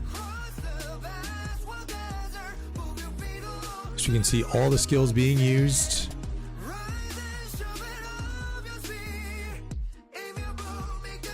Full skill usage. I don't think anyone has anything else left. I believe O4BB is going to have 1 skill point in their pocket right now, but don't think there's anything that they're going to be able to utilize. Not that they are going to need it. A clean sweep on the second mid-fight, 20 seconds until the arc spawns, and O4BB is in control of this match, chat. Aqua putting pressure on that home desert altar of O4BB. The arc has to be the play here though for Aqua. They can no longer rely strictly on the building game. The ability that O4BB is going to have to dictate the tempo on this by holding this last arc, and not to mention cashing in the extra 3,500 points, is going to put this at almost a 10,000 point match. This has to be an all-in call for Aqua to go get this arc, and they don't have the skill points to pull something magnificent off, unfortunately. You're not going to see a master strategist here. We can obviously see all the skills being utilized on the board, so they do not have master strategists in their pocket.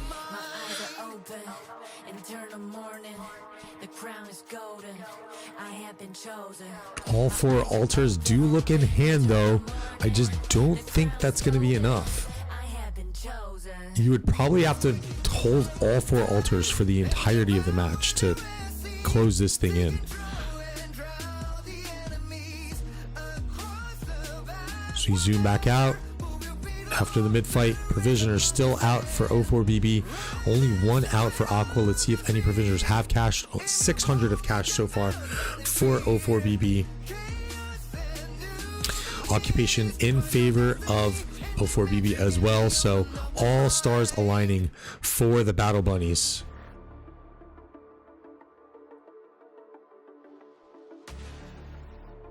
Let's go here. Aqua flips the Desert Altar in favor, taking the altar from O4BB as they need to. They need to take and hold.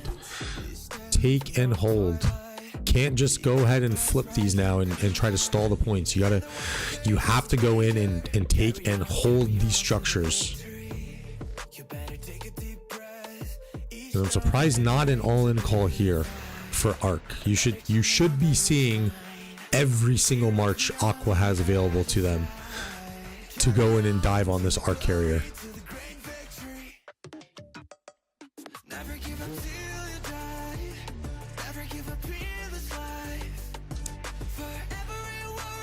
Altar in hand for O4BB, keeping the pressure on Team Aqua.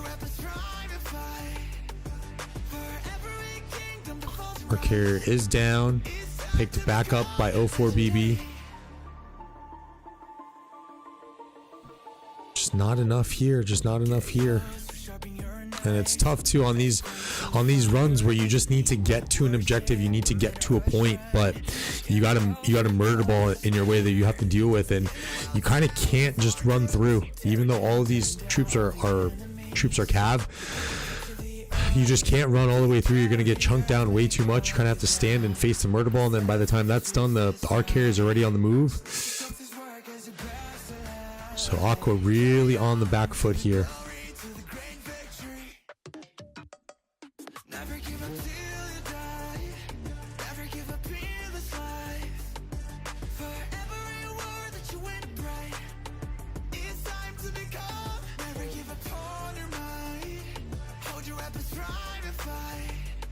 And this thing is going to start to get away from Aqua a little bit if they don't mind their home structures. Alter is really being put under pressure here. Just under 30 seconds until this will start generating points for O4BB. Arc carriers safely going to get tucked into the city soon, and you can see the provisioning call being made from Team Aqua over here, now upping it from 1 and now jumping up to 5 provisioners. Able to take back their home Sky Altar here before it starts generating any significant points for O4BB.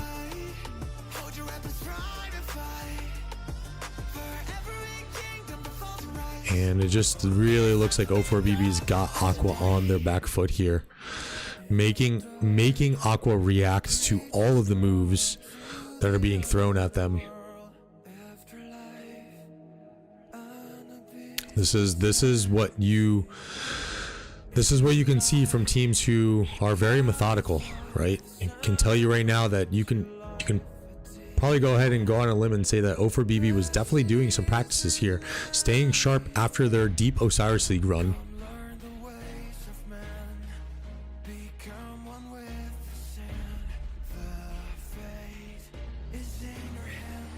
Last skill of O4BB potentially is Master Strategist. I think they're a team that keeps that in their back pocket because they're very resourceful, as I think is the best word when it comes to using that skill from what I've seen from them in the past. So I think it's something that they like to keep available. As a canceled rally here for O4BB to bring a little bit of reinforcements quickly to their own Sky Altar. So we see another Bertrand Takeda rally. This time not proving to be effective. Not as effective as the last one. It is quite tanky though, it's hanging in there.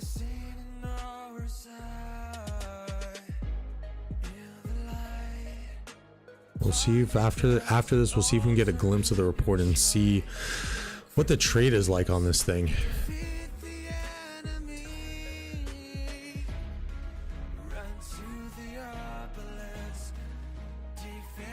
And there we go, it's done.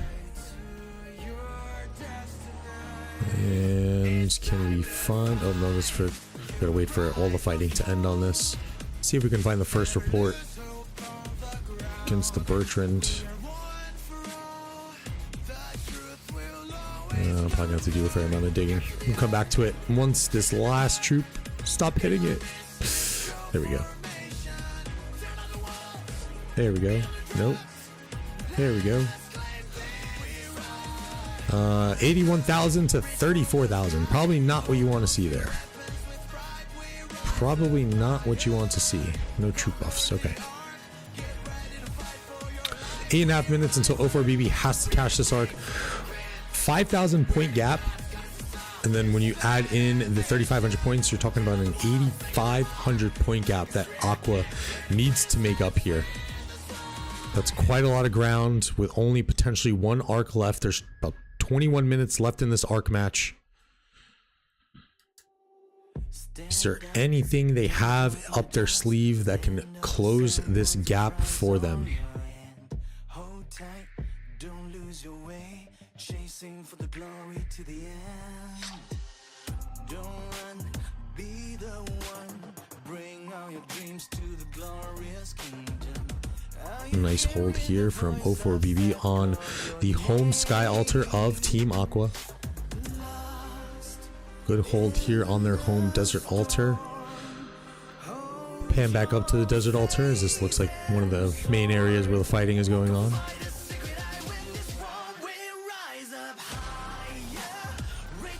Don't forget to hit that like button, guys. Consider subscribing to the official Rise of Kingdoms channel.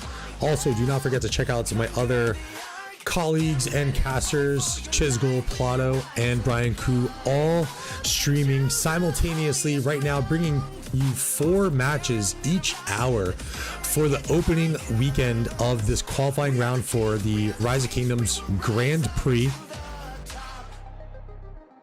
Don't forget to subscribe to each of our own channels as well. Our links are in the descriptions down below. It's all greatly appreciated. And don't forget, we are continuing this stream. We'll take another short intermission, and we will be bringing to you the third match, S2K versus Beer. It's going to be a showdown of online registrants. We'll see if someone will be able to redeem Team AQUA here. Another online registrant who's not having as much luck as their counterparts. The online registrants looking to are 2-0 right now against former Osiris League runner-ups.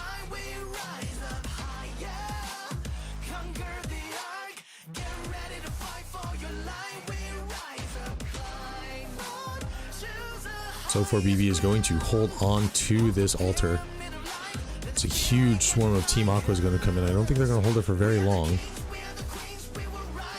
I believe bets are going to be open next week. I think mainly because this is a qualifying round.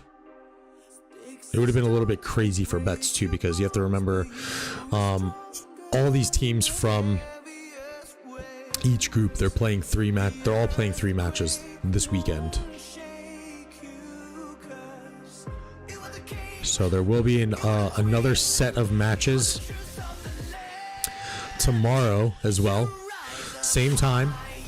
I unfortunately will not be joining my buddies in the casting, so there's going to be a little slate of matches that will be missing, so I apologize about that, guys. I don't know if they have anyone to replace me on those matches, but there's definitely going to be the other guys going as well. And those schedules are going to be released after this slate of matches is done. So Arc still in hand for O4BB. AQUA trying their best to take these structures from O4BB and hold them for some significant points. If you take a look at the points per minute, we are dead even now. Still a little bit of a slight advantage in the provision score. A massive gap in kills here for O4BB. 76 million kills to AQUA's 62 million. There's some healing going on, which is interesting.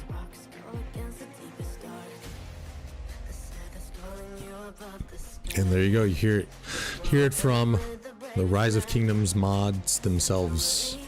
Betting will start next week for Grand Prix.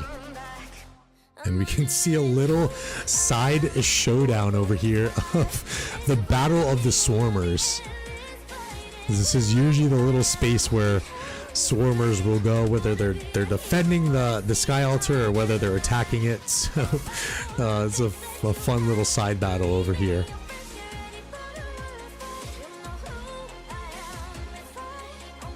Shrine of Life under a little bit of pressure. O4BB putting a rally on, but no success there.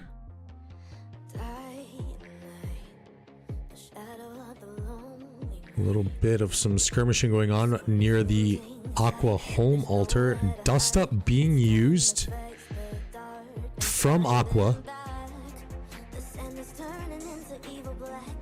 Maybe a full skill bar issue here and wanting to use, and then a Valiant Stand being used on their home Sky Altar. This might be a good time for O4BB to cash the Arc, knowing that their enemies are down 3 skill points.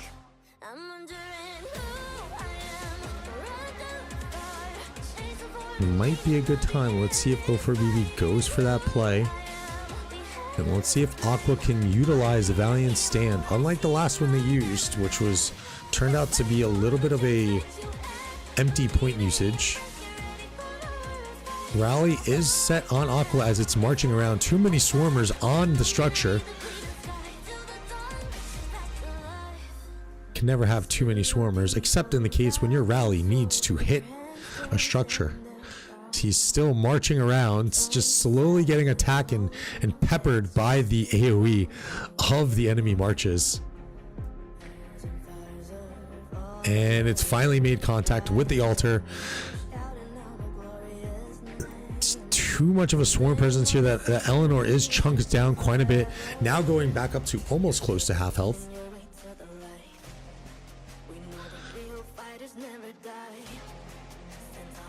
And let's see if the Valiant stand is going to pay off. You're gonna know who I am. Finding out the meaning of the ruthless fighting. Here I am. And we can see as we pull up the map view here, a little bit of pressure on that topside sky altar. There is an obelisk in hand for Aqua as well. Let's go take a look over there and see how that's progressing. They are holding a minute until that holds. Garrison just died. That is not going to have an effect. And even if you take the obelisk now in this Grand Prix, it's not going to have the same magnitude of an effect as regular Osiris League, because even if you do port in a couple cities, I mean, yes, you're going to be able to disrupt some of the marches that are coming out, but I don't think it's going to be enough. So I think obelisk plays here aren't as valuable in Grand Prix as they are in regular Osiris League. Aqua was able to hold on to that sky altar, so no empty point usage there this time on the Valiant stand as you go back up to their home desert altar with an infantry rally on the Eleanor once again. So both sides seem to be favoring the infantry rallies, not really caring for a regard on the march speed for them, but really, I guess, trying to take advantage of the new smite trees that we have and also the counter effects of infantry against cavalry.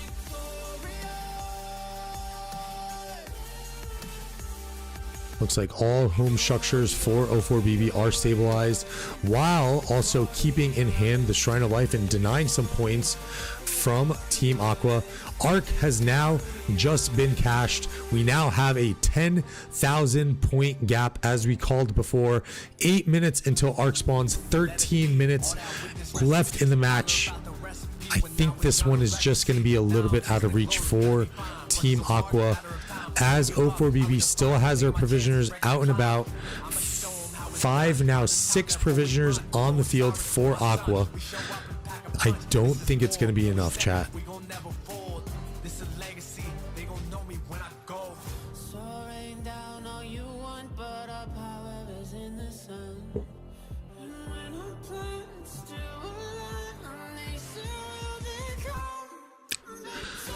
Let us see if there's anything that Aqua can do to try and scrape together some points here.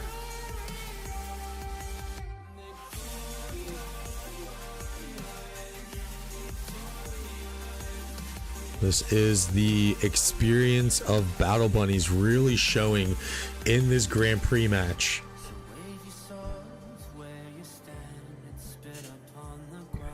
Sneaky and a master strategy on the next arc, potentially. I think it's possible, but I also think as well, remember, scouting is a huge thing here, right? Team scouting is what I'm referring to. Don't know if they're going to want to reveal their hand here, especially with almost a guaranteed win. Almost a guaranteed win here, unless they entirely disappear from the field. So I don't know if we will see that. It's definitely on the cards. I don't know if they're going to want to reveal their hand.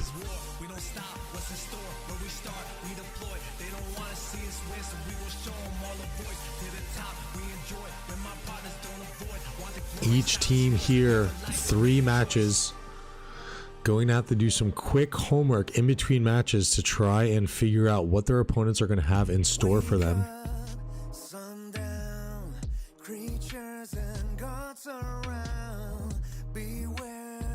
Everything's stable now for O4BB. Going back up to the home desert altar of Team Aqua.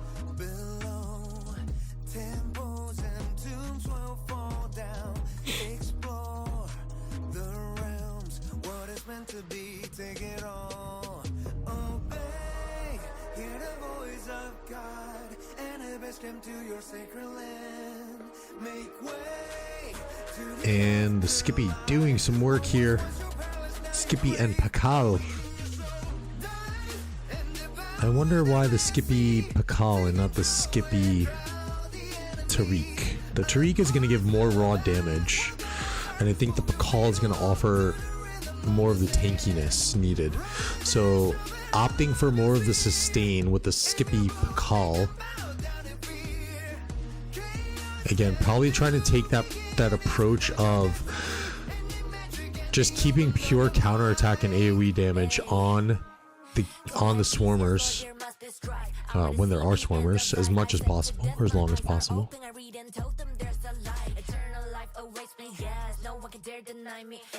Mr. Fox, that's a great question. I am unsure of the future matches. I have mine down here. I will do better homework next time to know who my colleagues are also casting, but I'm not sure who they are fighting. But you're probably right.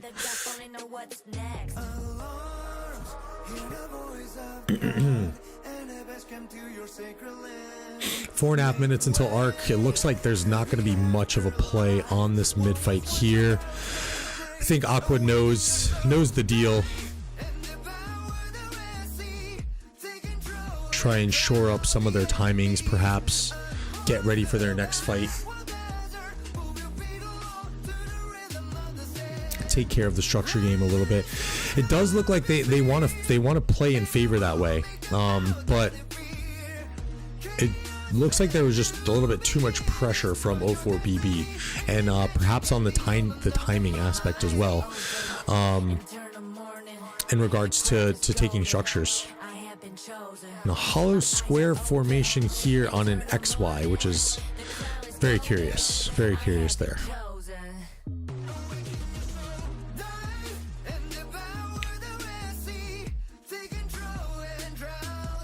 So I would like to see if I'm a planner on these arc matches. I think O4BB is definitely taking the right approach of putting the Gorgos in here.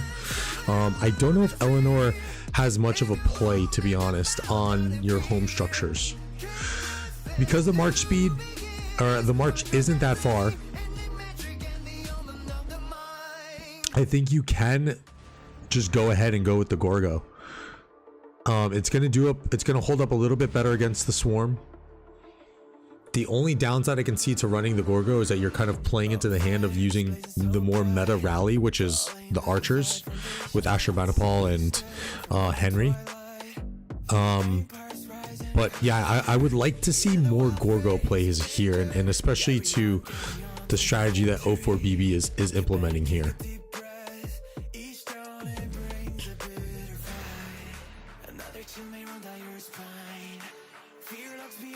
Ooh, that's good info to have, Mr. Fox. O4BB and GV77 practicing against each other every week. That's look, man, iron sharpens iron. And with GV77, Kingdom 2377 as a whole, looking to really kind of make a name for themselves in the past few KVK performances they've had, and their performance in this last Osiris League, they're really kind of starting to climb to the upper echelon of those, you know, top 5 kingdoms. A lot of merit in those top kingdoms, being very successful in not only KVKs but also Osiris Leagues. Hollow formation. Because you're limited on wedge and can use 3 wedge after that. Oh, yes, okay, that makes sense. Yeah, so that is one thing to point out too, I believe. So for each of the armaments and equipments, the players only have 5 of each to use. So for someone who's like a garrison player, right, if they're using their Eleanors and they're putting all that primary gear or that main gear on their garrison, if they are bringing five cav marches to the field, which that probably wouldn't be the best play, but if they are, they have to figure out some different options to play with in terms of both armaments, formation, I guess you can say too, and also their equipment being used. So I believe there's only 5 rings to make it like a little bit easier to digest. 5 rings, 5 horns, like that's all you have access to.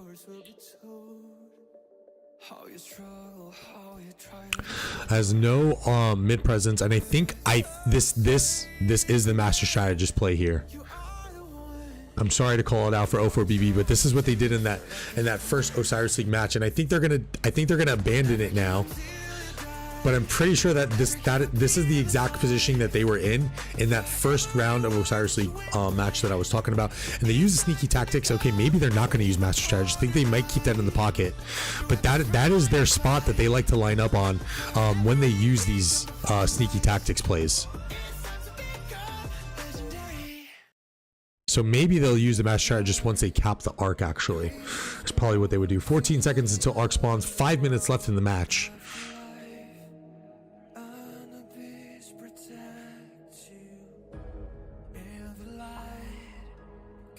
Sorry to call that out for O4BB, but again, if you're serious about winning these things, you would know that that is their setup point.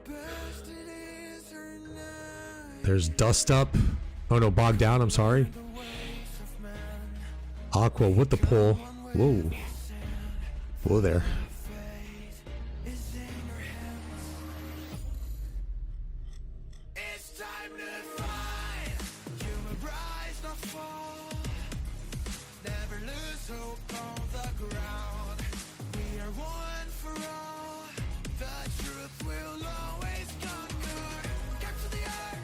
And Aqua now taking on those troops that have the sneaky tactics. There's still a few troops here that still have the sneaky tactics available. I think they're going to probably try and hide those troops. Let Aqua run with the arc for a little bit. Once they think that the arc is safe. I think this is probably the call that's being made in voice. Aqua is now going to pull the arc. They're going to scatter. They're probably only going to keep a handful of troops around that arc carrier. And then O4BB is going to go for it. And then O4BB is going to go for Master Strategist. Let's see how much patience these guys are going to have. Now sending in one troop at a time. Look how methodical O4BB is. So methodical in the way that they're playing these matches. Oh, Sneaky Tactics is now up. All troops have been revealed.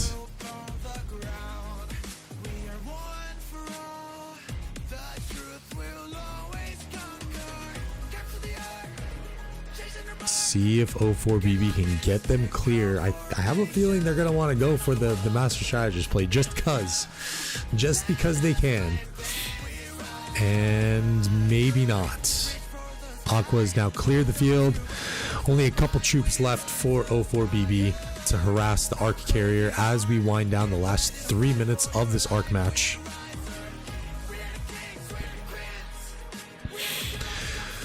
Big GG's to O4BB, really proving their worth and why they were a top contender in the realm of Bastet this last Osiris League, ranking in the top 4 teams. Be sure to stick around on this stream, guys. We are going to be casting S2K versus Beer next, both teams of which have won their first matches already. I'm not sure if they have matches ongoing at the moment. Oh, no points for Master Strategist to use. Okay, so now it's just gonna be straight up annoyance. But yes, we are going to take a short intermission, and the intermission pages, guys, there is a slight error. So we will come back at 15. Now my Rise of Kingdoms mathing is off. 15 UTC, I believe. 15:10 UTC, whatever the intermission says, add 5 minutes to it, and that's when the next matches will actually start for the stream, because we have to take into consideration the delay. There was just a slight hiccup when making the graphics, so we are aware of that, and we will be fixing it for tomorrow's matches, I believe. I hope.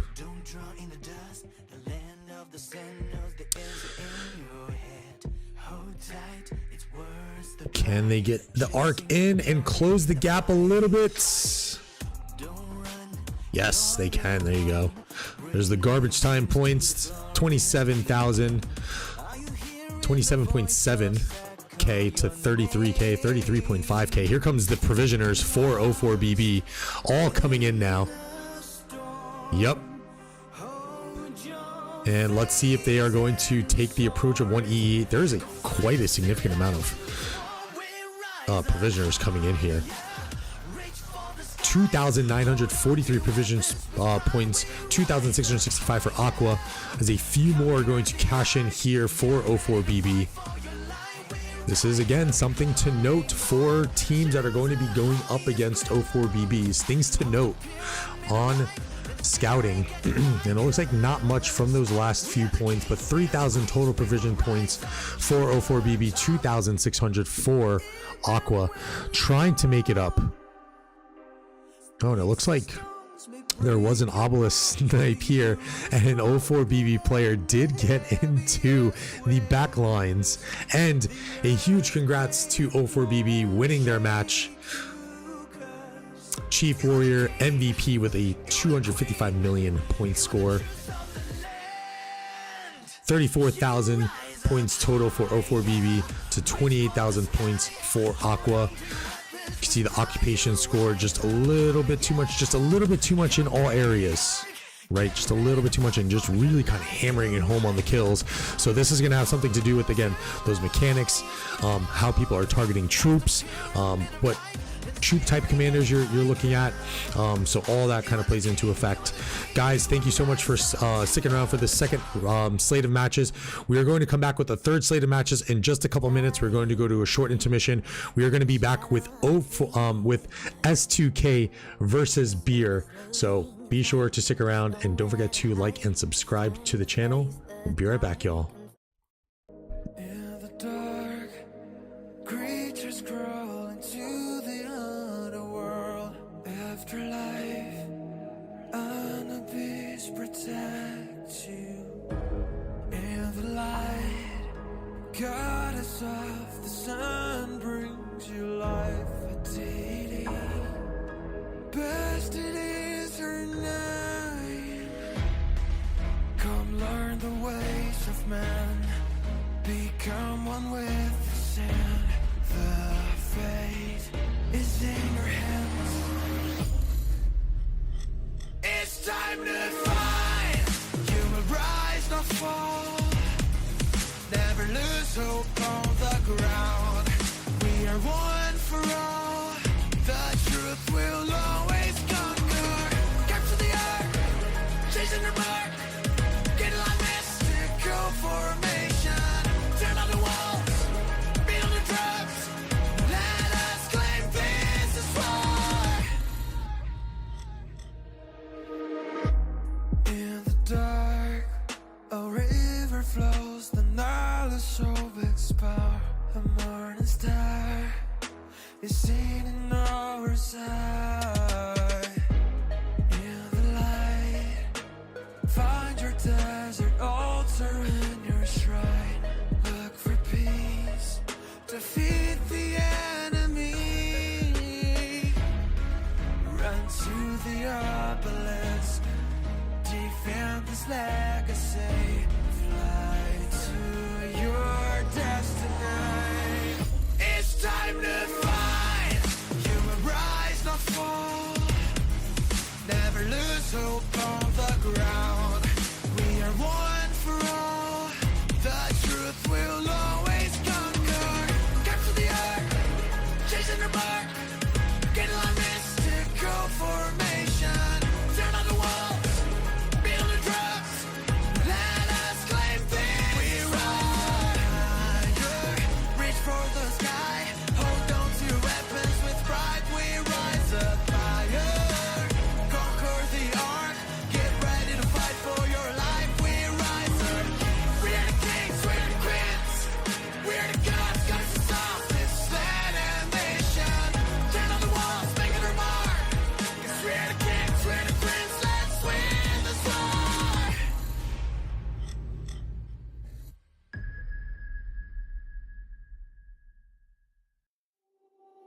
Stand up, don't drown in the dust. The land of the sand ones, a prize on your hand. Hold tight, don't lose your way. Chasing for the glory to the end.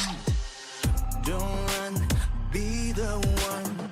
Bring all your dreams to the glorious kingdom. Are you hearing the voice of Seth call your name? Lost in the storm, hold your face and sword. Go fight a secret, I win this war. We rise up higher, reach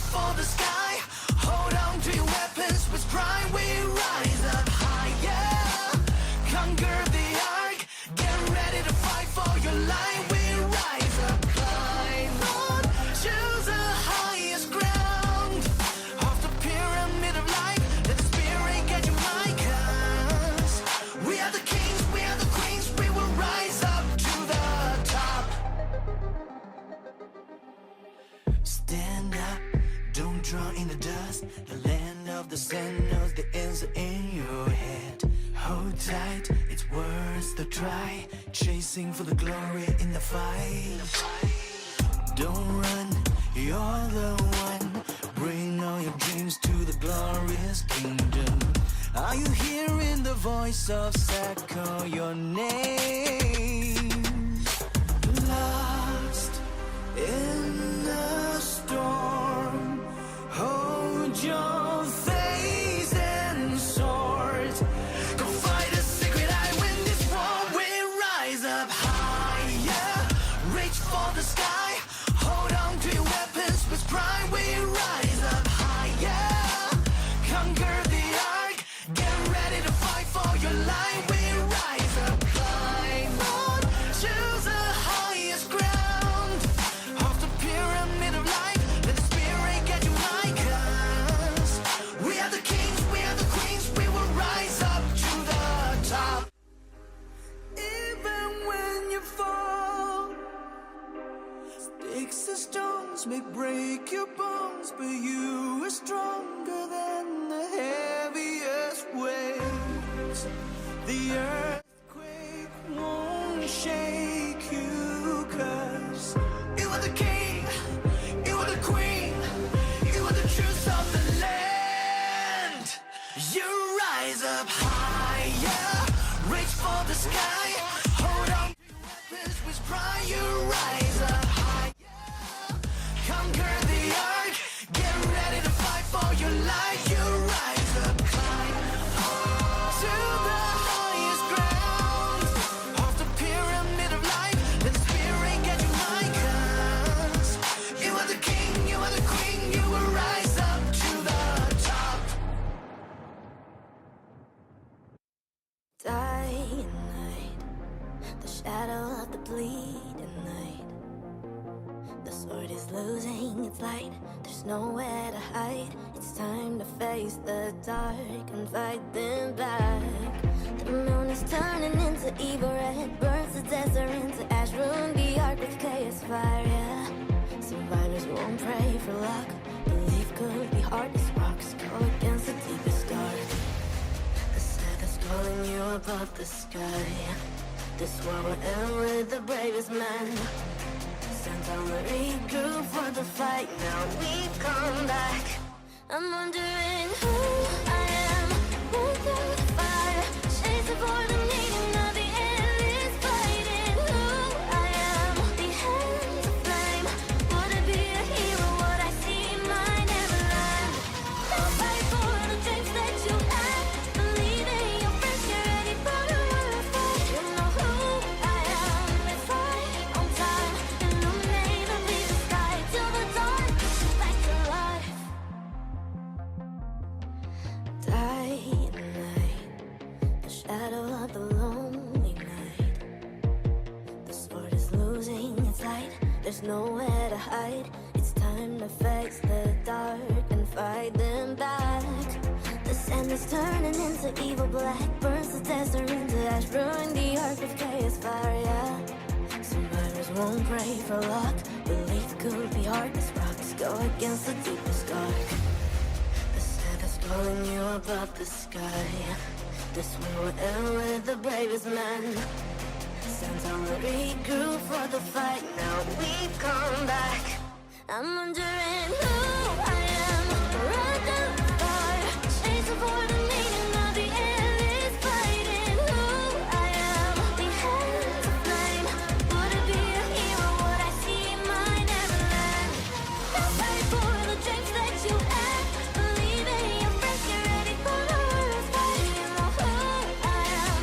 It's right on time. Illuminate the bleeding sky till the dawn. Back to life.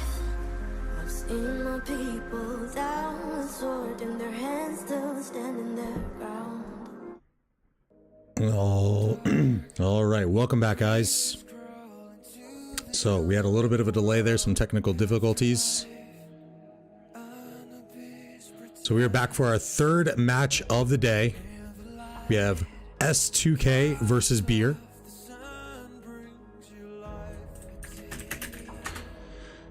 And both of the teams have won their first matches in the 13 UTC slot, I believe it was. S2K winning handily. I think they may potentially probably had a no-show over there. So this might be the first true test for S2K. Beer, on the other hand, did actually look like they had somewhat of a showing, beating a reigning top 4 contender in 17C, who's a top 4 contender in the realm of Sobek, winning 43,000 points to 18,000 points. So let's go ahead and get a look at Beer, which is going to be on the bottom. Give me MGE, very nice name. There you go. It looks like a lot of attack. Lots of people opting for attack here.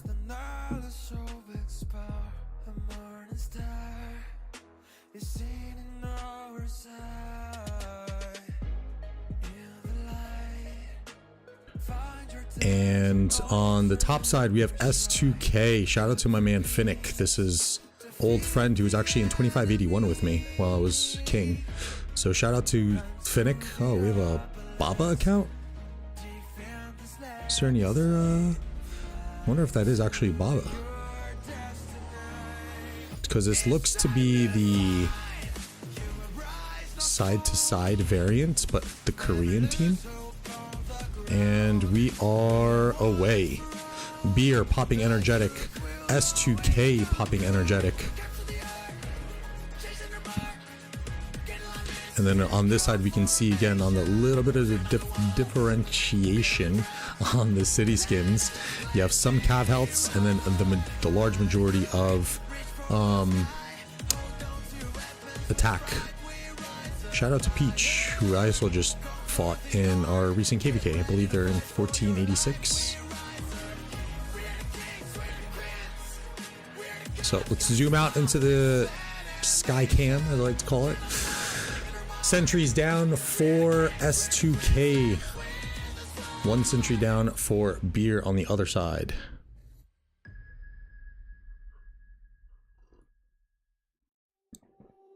Let's go take a look at the rallies. 4 rallies on the side for S2K, 2 rallies on the side for Beer. So Beer probably playing a little bit more defensive, playing a little bit more passive, just going for their home structures, making sure that those things are right in line. 2 sentries that are going to be able to be seen by each other as S2K starts to sprint towards that sentry to get it down as soon as possible. Let's see again. The one thing I'm keying in on these arc matches is on these opening moves is who is going to take the outside lane, who's going to take an outside lane approach and really put that pressure on their enemy and make them decide, hey, do you want to go ahead and get this back, or do you want to get to the mid fight on time? We are seeing an even number of players here on each side. So playing fields are pretty evenly matched. All structures that are available to be in hand are.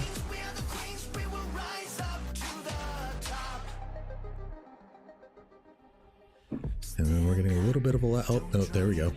Taking a little while because it was a T1. But we're getting a little bit of a lag there, chat.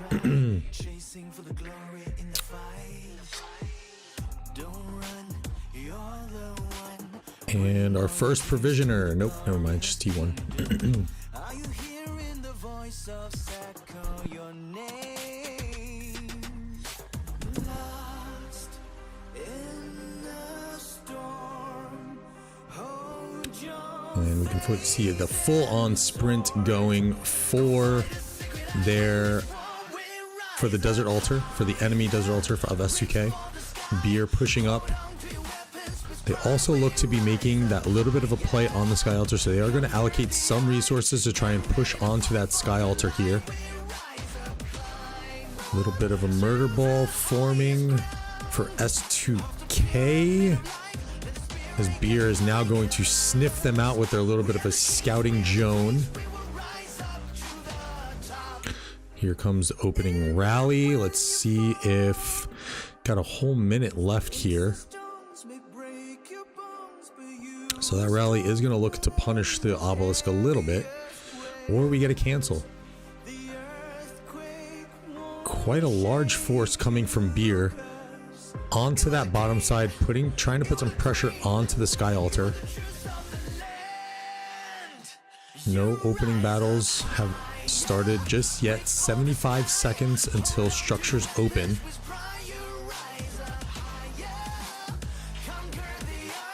And we might get first action up here on the Desert Altar.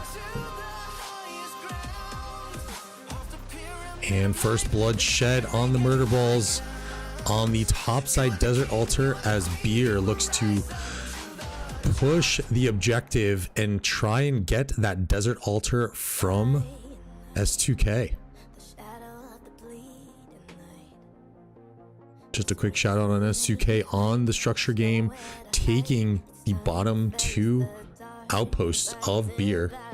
You always see top Osiris League teams really kind of keying in on the importance of the outpost as a sad face train starting to begin for S2K. Beer proving to have a lot of skippies in this Murder Ball, more so than there's a lot of skippies in this Murder Ball. Wow, a lot more than we've seen in the first two matches. This might be a counterpoint here, guys. Beer might be onto something with the favoring of all of the calves in the field. Beer opting to bring a ton of Scipios into the field. Scipio Prime, I should say. Very interesting play here. Beer has snuck into the home Sky Altar, which S2K should get back. This is the one that they are going to want to try to hold. Fighting for those first occupation points. 2.5 minutes to hold. No garrison available. Unfortunately, that Skippy's going to have to hold on for dear life. So we zoom out, 2.5 minutes to hold there. S2K has taken the home Desert Altar of Beer, while Beer holds the Desert Altar of S2K and pushing up onto the field. They might get these first occupation points, chat. What a play here, opting for a lot of Scipio Primes. Beer looking to hold on to that home Sky Altar of theirs, which I think they will.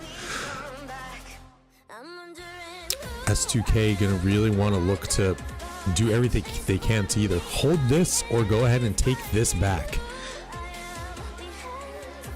Two very interesting points that we are going to want to watch here.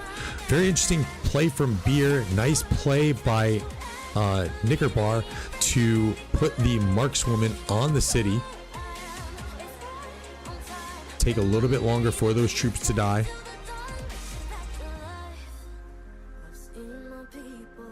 And 1 minute and 45 seconds left until that Desert Altar starts to generate points for Beer and give them first occupation points. Personally, I think Beer should have tried to clear some of that field here first, but you do also have to keep in mind you have to get ready for a mid-arc fight, and we are 5.5 minutes away from that. 1 minute until this bottom side Sky Altar, which is the home altar for S2K. So Beer is in a position here to snipe at least one set of first occupation points. They lost the opportunity here on the Desert Altar. They're less than a minute away from getting the first occupation points on the Sky Altar here. As mid rotations are going to begin, S2K placing a sentry, and it looks like they are going to be first to get into midfield positioning. 30 seconds left on this Sky Altar. Does S2K have what it takes to get it back? Still no garrison for Beer. I think this is going to fall rather quickly now with a rally on the altar in Attila Justinian. Very interesting choice here. Very interesting choice going for the anti-swarm, and it looks like S2K is now going to claim those first occupation points potentially, but now they run the issue of all of these troops are now late for their mid rotation. It's 4 minutes until arc. There's a few of them here that are relatively full that can make their way over, but you can see here 1, 2, 3. Actually, they're committing to staying here and playing for the defense. So looking like they're going to want to hold on to this structure. Sending the last few couple troops onto this midfield arc rotation. Beer does not have a sentry placed just yet. S2K does know that Beer is incoming and how many troops they have. If we get a quick little zoom out view, go to points per minute, 290 points per minute for S2K, 220 points per minute for Beer. First occupation points, I believe, landing for Beer on this Sky Altar, as well as Shrine of Life. First occupation points landing for Shrine of War here, and Shrine of Life for S2K. Lots of provisioners going already for S2K, with 4 no provisioners on the field for Beer. These are probably just some guys who are chilling in a node.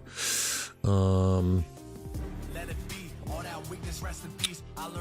it looks like a sentry over here too. Interesting. Looks like Beer is going to stabilize their home desert altar and look to hold that now. S2K looks to really be a little bit ahead right now on the mid rotations. Curious to see if they have brought any siege units. It does not look like it. And let's go ahead and take a look at the troops if we can here.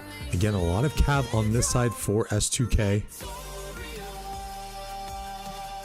Lots of cav, a little bit of archers, and now if we go onto this side, I'm very curious. Infantry, cav. There's definitely a lot more infantry than I think we've seen in the first 2 matches. At least on that initial fight, there was tons of Skippy primes that we had not seen in the first 2 matches here. So curious to see if Beer is going to take the same approach and bring a little bit more infantry into the field to combat this first arc, which is going to spawn in just under 2 minutes now. Points now 3,800 for Beer, 3,400 for S2K, 560 points per minute for Beer in favor. Only 410 points per minute for S2K. As we get a little bit of some disruption down here with a rally and swarm on the home desert altar of Beer. Quite a significant amount of troops that are here on the part of S2K, resources that they are not going to have for their first mid fight. So this is something that I would say they need to capitalize on. If they're expending this many resources and players, they need to cap this desert altar here, which it looks like they are going to do. Let's go back up to the middle fight as Beer is now inching their way up, not using a sentry. They have no idea what is awaiting them on this murder ball. No siege towers, so unlike the last match, no one's looking to get that positional advantage. No one wants to take a note from O4BB.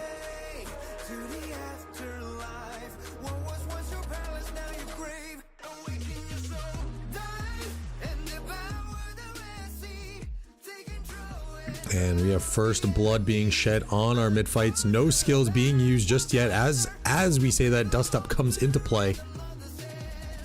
Followed by another dust up from S2K. Beer launching Heaven's Grace.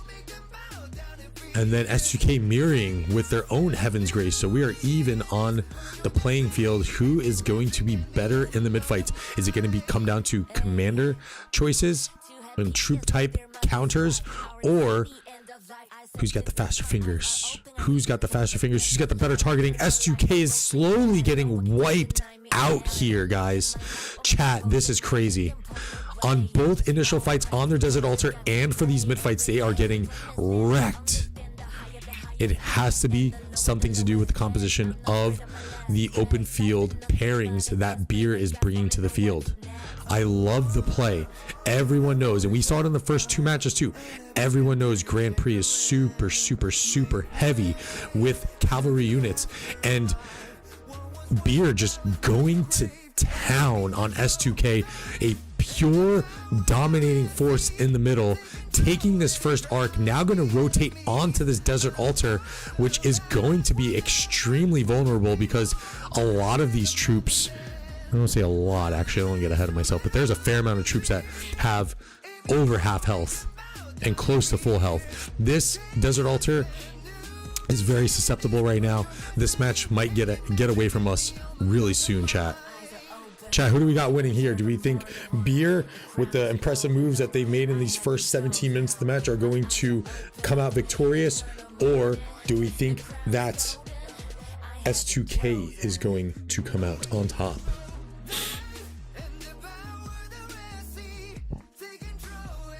First arc being brought back. All the home structures for Beer are good besides this topside Sky Altar. 26 seconds until it starts generating some points here. Good open field presence from S2K. They should be able to defend this one more time and generate a little bit more points, but it is more concerning on this Desert Altar front. They're pretty much going to be kind of flip-flopping these points here. No rally on the structure, so pure damage getting hit on those open field troops from the garrison. Eleanor's everywhere. No infantry rallies or garrisons like we saw in the previous match. So this is turning into more of a cav slugfest, which is quite interesting, especially with the approach that Beer is taking. But I don't think I've actually seen up there, as we say it, there's infantry coming into play from Beer. And I'm curious to see if anything from Beer's end is going to be garrisoned by infantry as well.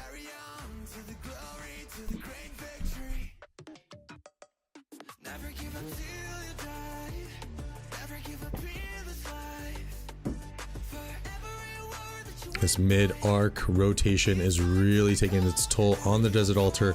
That rally is going to hit any moment now. S2K is essentially trading altars on the top side. Able to hold on a defense on the Sky Altar, which is nice, but they have to go and get this home Desert Altar back as soon as they can. They're trading off points here. They are in the lead.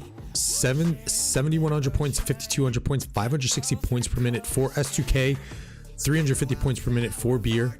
Arc in hand for Beer. So structure game going in the realm of S2K. Once this arc gets capped, it is going to be roughly about a 1,000-point lead that Beer is going to have on S2K. Now the question is, are they going to cap it straight away? Do they want to play the mid game, knowing that S2K is playing a little bit stronger on the structure game? And they do. They do cap. This looks like we're going to get probably our first 3 arc match of the day on this set of streams.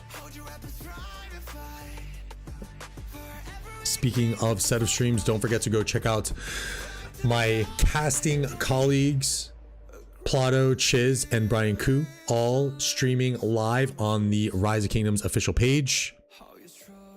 Be sure to like and subscribe on the Rise of Kingdoms official page, and be sure to check out our channels as well. Our links to our channels are in the descriptions down below. Any support is greatly appreciated, y'all. As S2K looking to hold on to that topside Sky Altar, which should be in the hands of Beer. Beer really wanting to take back their own home structure.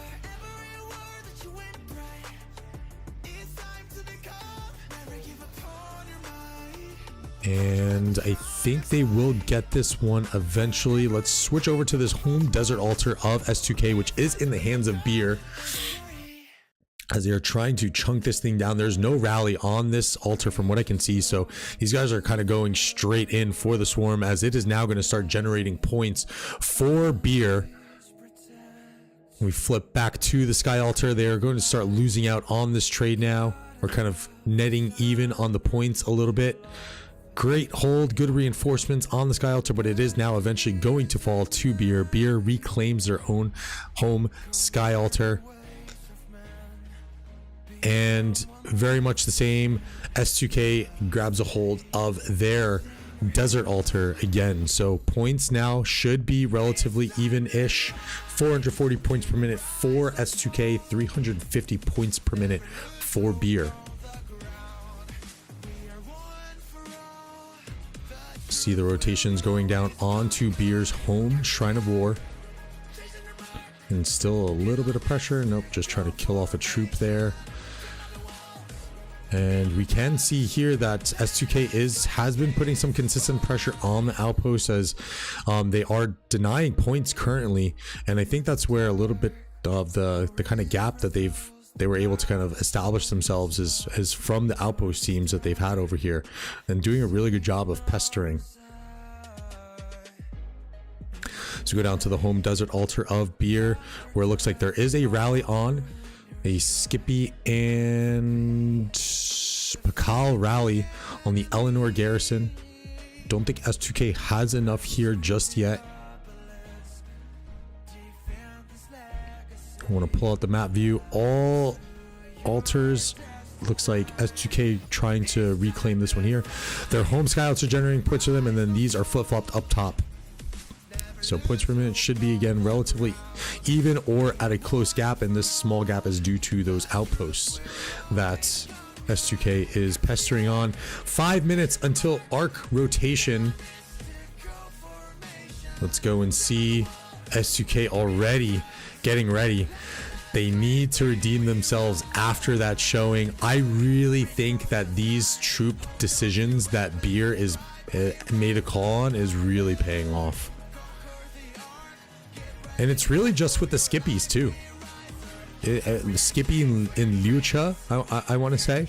We're not seeing a lot of Wallaces. It's really just, it looks like maybe a composition of 3 Cav, 1 Archer, and 1 Infantry, but everyone is definitely bringing an infantry troop, whereas I don't think we were really seeing that much. And it's weird, if everyone's just bringing 1 infantry, I would assume to not see as much infantry as I have been seeing, but I really feel like I've been seeing a lot of infantry from the side of Beer. And again, just not any like Liuchas primary, no Wallaces, it's all Skippies. And which makes sense because it's for the march speed, but I just feel like I've just been seeing a lot more infantry. Bottom side Sky Altar falls.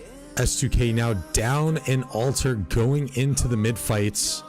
Very good play here for Beer, really trying to make S2K decide what they want to do ahead of this final, this second arc fight.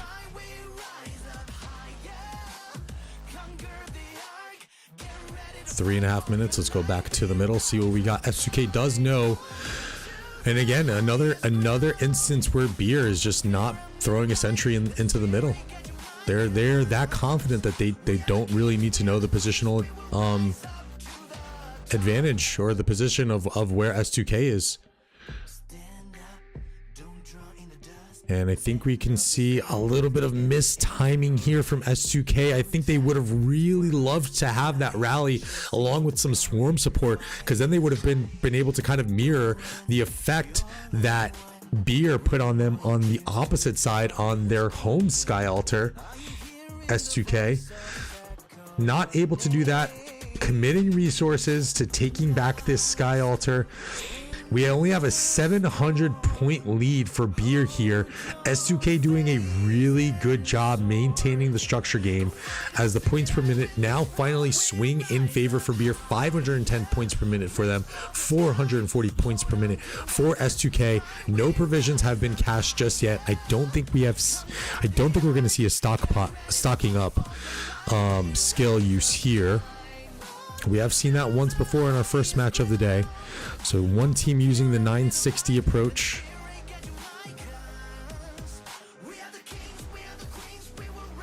Two minutes until arc spawns. This is probably right around the time that Beer is going to start walking up. This is about the same. That is about the same time that they walked up on the last arc spawn, as we can kind of see them going in now. 2 minutes seems to be the call. No one splitting off. I don't think we're going to see sneaky tactics here.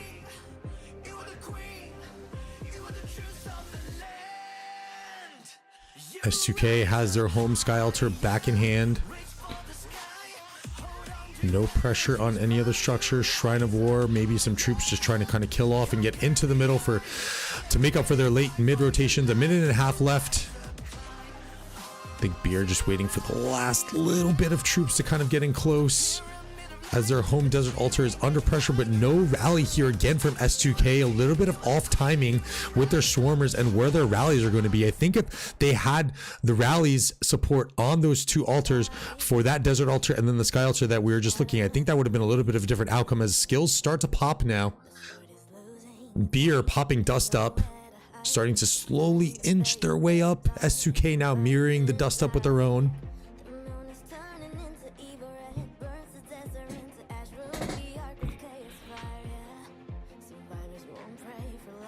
The tension is tight. First blood now going in for the mid fight. Bogged down call from Beer. Total vision for Beer. So we have a damage debuff on their enemies, a damage buff onto their own troops, defense reduction, healing reduction from Bogged Down. No skills being used from S2K right now.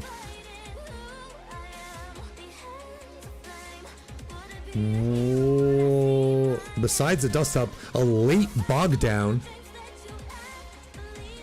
Oh boy. Oh boy.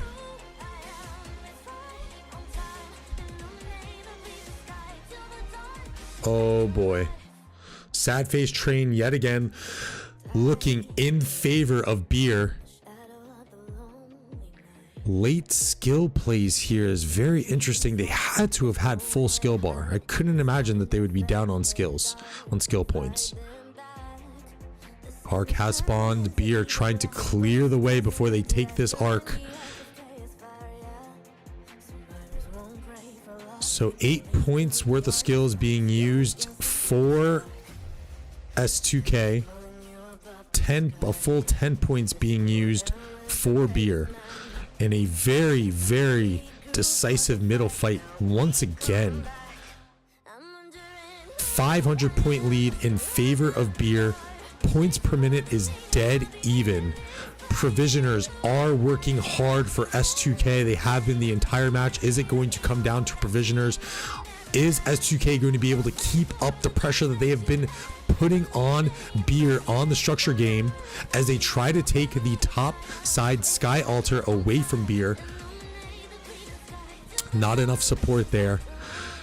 I think the timing on S2K is just a little off right now. Let's see if they can kind of recompose themselves. There was a few instances here on that Sky Altar right before mid fight and the Desert Altar where they maybe would have been able to take those structures and start to generate some points for themselves.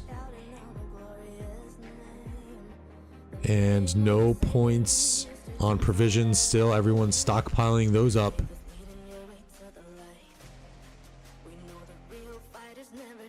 And let's go down onto, looks like the arc carrier probably going to go ahead and cash this thing again. And up topside Desert Altar. This is the mid rotation that Beer did so well last time. Pairing it with their rally, the timings are on point for Beer. Someone's been practicing. This is two online registrant teams, guys. These teams have not partaken in Osiris League before. Probably the composition of the players potentially yes, but officially they have not. So Beer, S2K, AQUA, which we casted last match, and then AVG, which as I peeked in, I believe AVG lost to GV77 in their first match.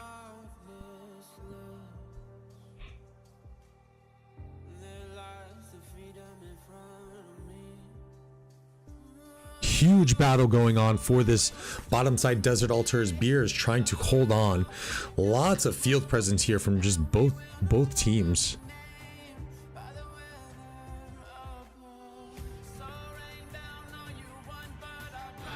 Doesn't look like S2K is going to be able to push through that open field presence. Beer does cash the arc yet again. We might get a 4 arc match, guys. Indigo, this is these are all international matches. I'm not sure what the it's a great question, honestly. I'm not sure where the Chinese teams are playing. Are they being casted? They should be being casted. I think all the teams that I've casted so far today on this specific stream are all either Osiris League runner-ups or online registrants from the international servers. It's a great question. I think the other Chinese servers teams are also playing in some of these streams today. They should be. Open field presence for Beer is extremely impressive. Like, again, once again, just cutting off the troops from S2K, just not really allowing them to reach the objectives here. As we'll get a little bit of a murder ball fight coming up for this topside desert altar. The skill point advantage should be in favor of S2K right now. They're going to have a little bit extra skill points that they're going to be able to use in the next arc fight. Beer used all 10. S2K only used 8.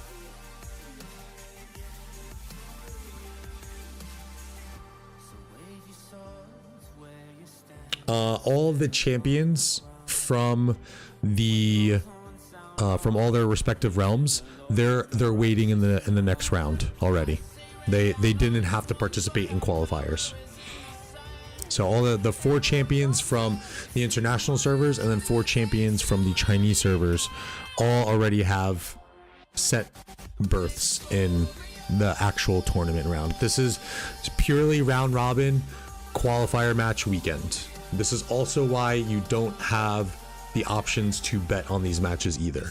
So it's really just kind of the qualifier. This is kind of the warm-up, and then next week is full go tournament. As our murder ball battle begins for the topside desert altar, 5.5 minutes until arc spawns. I think Beer probably just wanted to get in and kill their troops off on this one, which is interesting because they probably should have done it on the altar.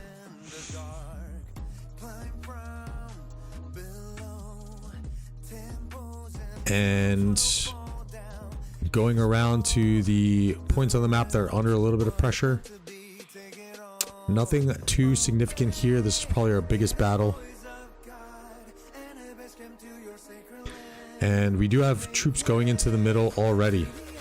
S2K is going to have to do something different here. They've been getting wiped on these midfield fights for the entirety of the match. They either have to push up on here. Here's another 2 points that Beer is not going to have for this arc fight. I want to say that with that skill usage now, Beer might be opting, or not opting to fully give up this mid fight, but they're probably okay with losing this mid fight. And I think they're probably going to want to have full store skill point usage for the final arc. By the way that those skills kind of just rolled in, or that energetic was just being used 4 minutes before arc, potentially look for S2K to actually take this one. Oh, and there's the energetic from S2K. I would have expected that energetic to come ages ago, because they've had to have been sitting at full skill point usage. So a little bit of skill use differential here. Champion this season, honestly, it's a total toss-up. I mean, we've been seeing runner-ups in Osiris Leagues being knocked off by online registrant teams. Everyone has an even playing ground. It's really going to come down to who's going to do their homework, who is going to study these matches and learn the tendencies of teams, right? So like going forward, for anyone who's been watching, if anyone's watching and scouting for, whoever's going to be playing Beer next, they bring more infantry into the field, just taking notes down like that to counteract. Especially, it's so much more important now, especially with the fact that all these accounts are on even playing grounds. Everything's the same, right? It's going to be about how people are going to use the accounts, how people are going to strategize, and most importantly, how are you going to scout your opponents to learn their tendencies to combat their strategies. And we saw a little bit of that last Osiris League, I think, right? There was a few instances where people were using sneaky tactics, where they were a known sneaky tactic using team, and next thing you know, there was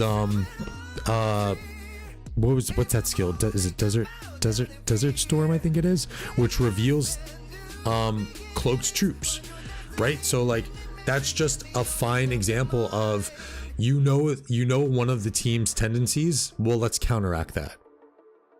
So I really couldn't say on who's going to be that team, but whoever it is, it's going to be the more diligent team that puts in practice and the more diligent team that puts in scouting.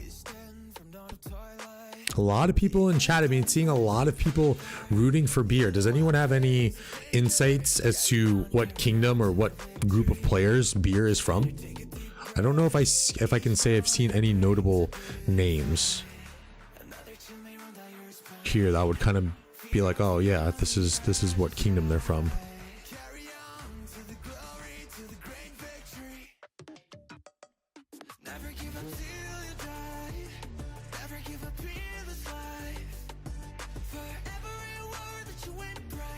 Oh 960 players. Okay, cool. Thank you, chat. Interesting. That would be fun. That would be nice to see if Beer goes head to head with 60 GT. 60 GT wins regular OL, but then these guys win Grand Prix. Like which would you rather have bragging rights about? Which would you rather have bragging rights about? That would be a really fun matchup. S2K is not from Chinese server, no. They're Korean, I think. Yeah, they're from what it looks like side to side, they're a group of 24-29 Korean-based players. And I know also for a fact on Korean players because number one, my buddy Finnick is the leader of this team, and I know he's Korean.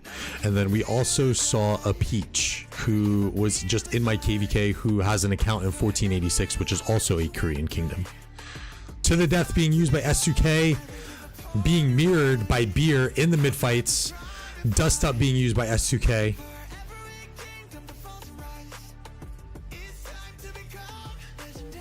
Let's see if this is going to be a little bit different than previous engagements. I gotta check the settings on this account too, guys. I do apologize. I really do kind of wish that I had the advanced troop breakdown here, so I will have that for the next stream that I do. So I do apologize to that. I apologize to Lilith that is something that you guys wanted me to have on. I honestly just didn't even think about it, but in this scenario especially, and once again we are seeing S2K being wiped from the field, there has to be something here with the troop compositions that Beer is wanting to bring. There has to be more infantry. It's the only thing that I can think of. But it also makes sense too, right? That it's a lot of 960 players, right? 960 players, they're used to dominating in these open field murder balls for these mid fights. So they have that experience. They're probably in call and they know their call outs. They know what troops they're targeting. And 3 mid fights in a row, Beer just really handling S2K, and now S2K's got to go and just go building. 620 points per minute for S2K, 450 points per minute for Beer. 2 different approaches clearly. One team is favoring the building game and approach, especially as you can see here. I don't think I've seen the outposts trade off too much. It's a little bit harder to gather it's a little bit harder to gather everything else that's going on in the map. It's a little bit easier when I'm co-casting with someone, whether it's Plato or Chiz, so I can kind of keep my eyes in other places. But it definitely seems like S2K is really kind of putting that pressure on the building game, and I think they're gonna make a play on this arc. Not that it's kind of a must win. I think it actually they have to grab this. 14 minutes left until arc has to get cashed. That would leave it a 3 arc match. So realistically, this arc is going to be 4,000 points. So it would be 26,300 points. That puts us at about a 7,000 point gap. S2K has to do everything they can to get this arc right now. This was a make or break arc.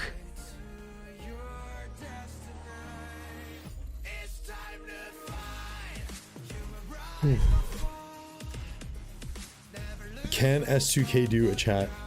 Or is Beer and the 960 alum? Well, I guess they're not alum because they're still in 960, right? The 960 representation going to hold on to this thing. It is quite a task. We've seen many teams try this and very, very few pull it off. And there we go. Yes, so Chinese qualifiers are being streamed on Chinese social platforms, and next week is going to be all matches. Y'all gonna get everything next week.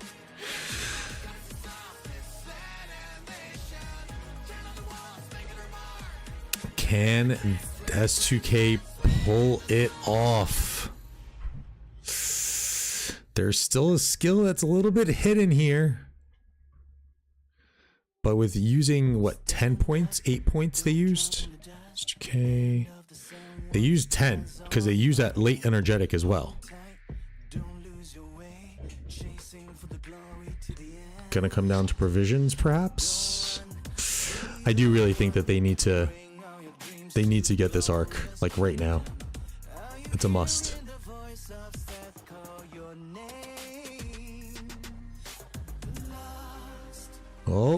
Oh, arc is down.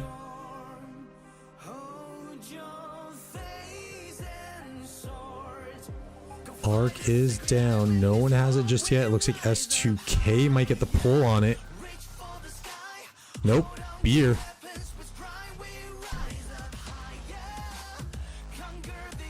Beer has the arc in hand. Should drop. Yep.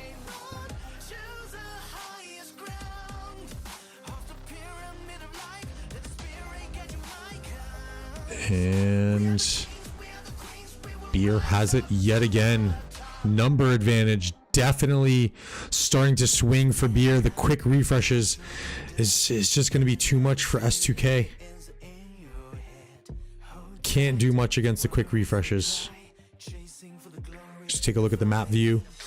Still a couple provisioners here. 1, 2, 3, 4, 5, 6 provisioners still going for S2K. Nothing has been cashed just yet. Just some passive provisions here.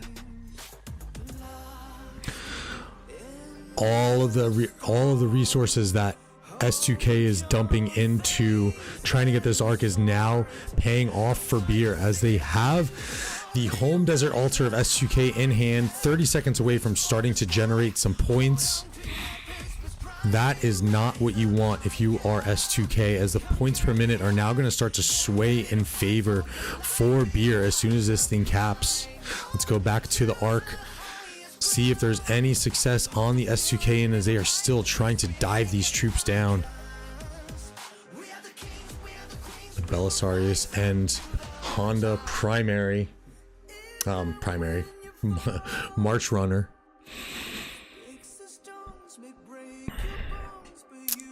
I think this one is going to just slip away from S2K, and I think here too you're probably going to see that since S2K looks like they had a no-show, this is probably going to be maybe attributed to the fact that Beer actually had a little bit of a warm-up, which is unfortunate, honestly, for S2K. I mean, it really does do something. Even when I started this stream, like I it's been a few weeks since Osiris League ended, and the first stream I was like, I kind of blanked on what sentries were called. I was like, oh, those things. So like, even for me, like getting back into the flow of casting for Osiris League takes a little bit of warming up, and you know, when you're getting in and playing into an arc match, it definitely helps to kind of have that little bit of a tune-up match. S2K, you can see all the lines that S2K is bringing in, and they're really, they know that they have to get this arc, or at the very least keep denying the arc from being cashed. But while they do that, they're now going to start losing points. 150 points per minute swing now on their home desert altar. 600 points per minute for Beer, only 420 points per minute for S2K.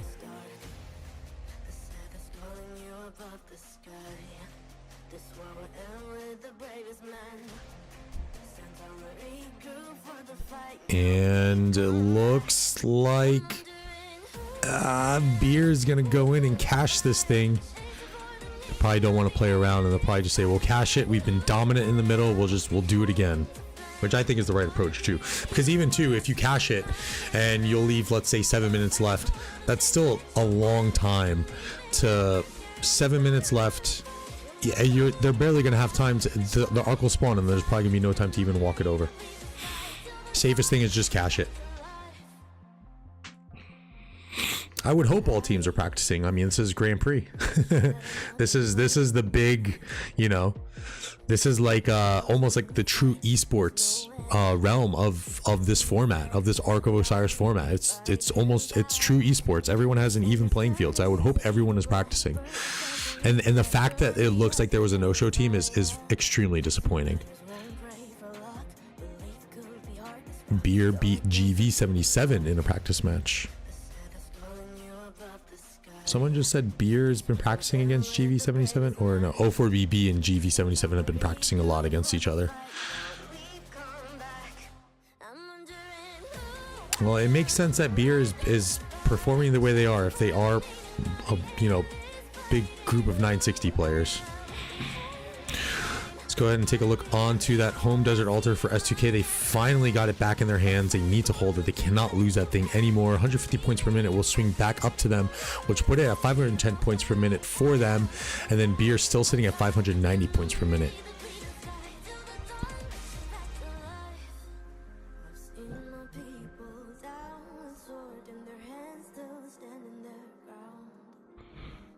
And as we look down on the desert altar, it looks like S2K is real. The open field presence on Beer is just unreal. You would think that they're using their own like 60 GT accounts against like just random, because it's so overwhelmingly obvious that the open field presence for Beer is just out of this world.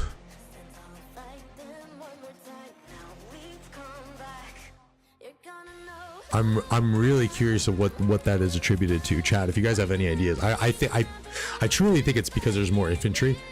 Like there's much more infantry than I've seen in any of the first two matches that we casted. But that's really the only thing I could think of.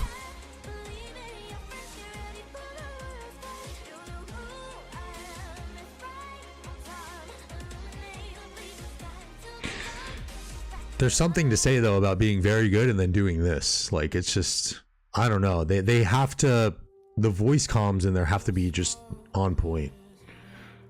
Like they've got to be like right now, like in this murder ball on the Skippy. Okay, next switch to XY. Okay, next is the Huo, right? Like that's probably what you're hearing in these voice comms. Switch to Huo next. Now switch to Asher, right? Skippy next. Boom. Next one down. XY. Like it's, so whoever's calling the call outs on who to target is just doing a great job. It's got to be the call outs, and then it's a combination of that and then also the just, I think, slightly more infantry troops. And I think S2K is realizing that a little bit too, because now I'm starting to see a little bit more infantry up here for them. And Beer is going to hold this arc. They're going to cash that. They're going to get 4,000 points. So we're looking at an actual score of 31,000 to 23.3 right now. So roughly about close to an 8,000 point gap that S2K has to close in.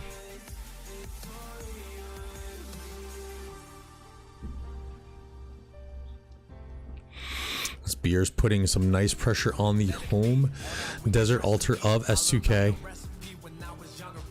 Clearing the open field first, waiting for the rally.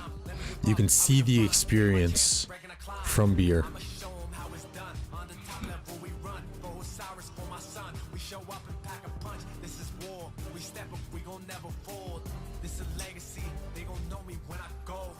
And I want to say that this altar is going to swing back, and if not at the very least, just to lay the points. Great job by Beer to push up onto those open field troops, clear some of them out, and then, well, as they wait for the rally, and then turn and swarm the structure.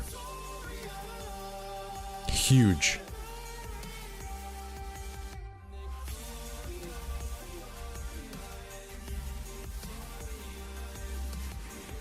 Good reinforcements from S2K. All structures seem to be in hand. The only one for contention right now is this top side. The home structures for S2K, both the altar and the shrine being harassed.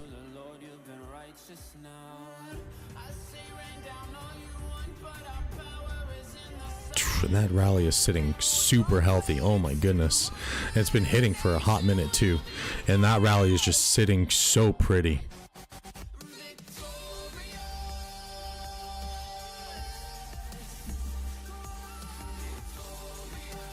Can S2K keep reinforcing on this? All of their structures are under duress now.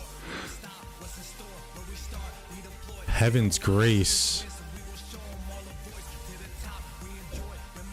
being used by both sides on the altar.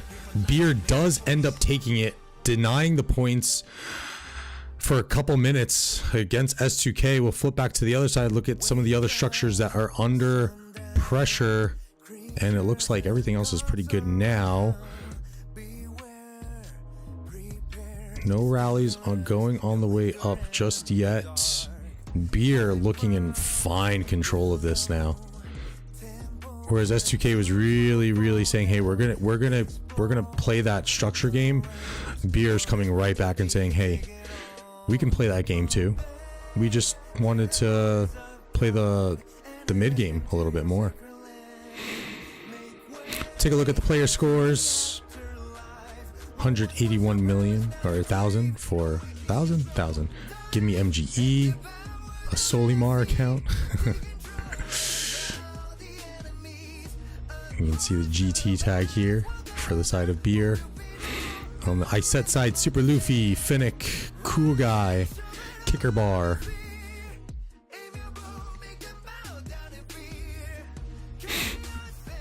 And if we look here, yes, you can definitely see the 60 GT stat line heavily favoring on the kills. 7 units, however, though, going in favor for S2K.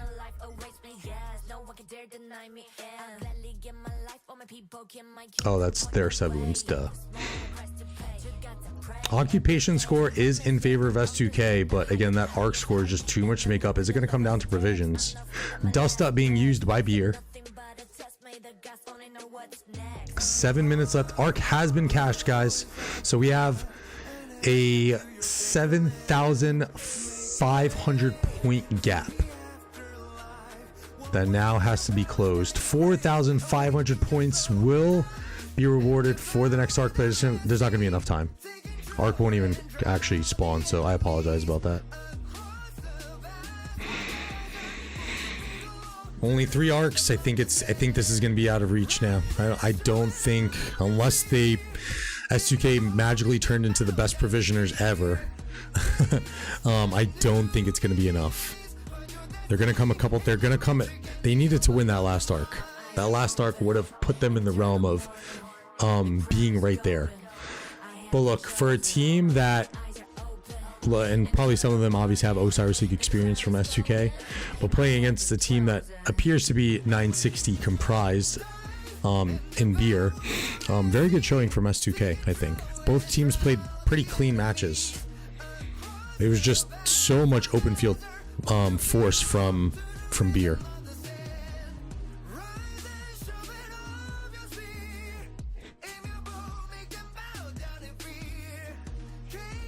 As the Sky Altar with the Dido Garrison looking to hold.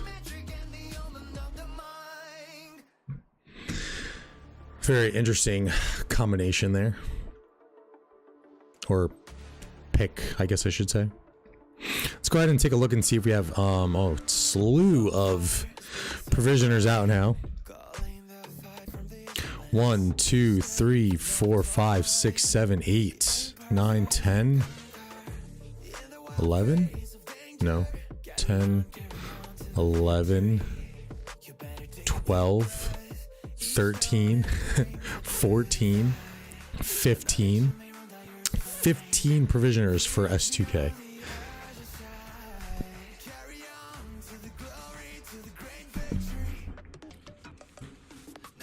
doing everything in their power to try and claw their way back. Points per minute in favor for S2K. Huge brawl going down on the Desert Altar. Beer trying to take that home Desert Altar from S2K one more time.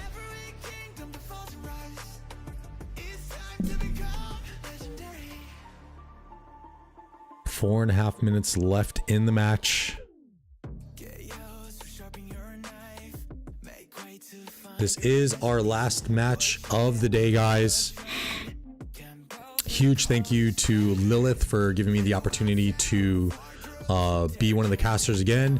Huge shout out to my casting colleagues on the other streams, Brian, Chiz, and Plato. They'll be back tomorrow. I won't be back, unfortunately. And be sure to subscribe to the Rise of Kingdoms official channel. Hit that like button. Consider subscribing to all of the official casters channels too. My channel, along with all the other guys. Their links are in the description down below.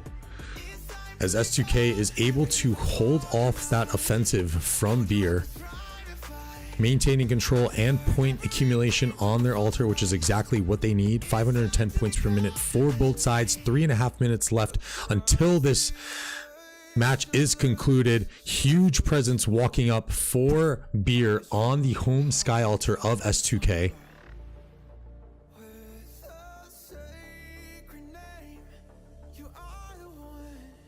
Beer successfully occupying Shrine of Life.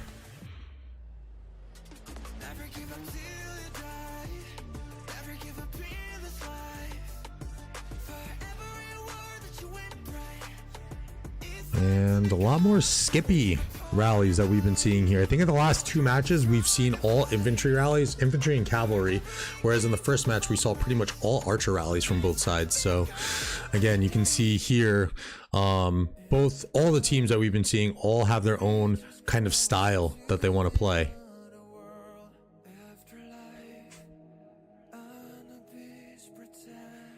As Beer handily takes the sky altar, that is not what S2K needs. They're now going to be denied that 300 points total for what's left on the scoreboard. So that won't generate any points for Beer, but it's going to deny 300 points from S2K, whereas every point is oh so crucial. As we go onto the home Desert Altar for Beer, so it looks like their defenses are going to hold up here. It's just a wall of open field, just not letting troops through. Flip onto the Shrine of War on top side, whereas Beer looks to defend that and now rotates up onto the Desert Altar, where these open field troops have quite a horde coming for them. Provisions still have to come in. 1,000 for S2K. Don't think it's going to be enough. 7,000 point gap here. One altar out of hand for S2K is not what you need.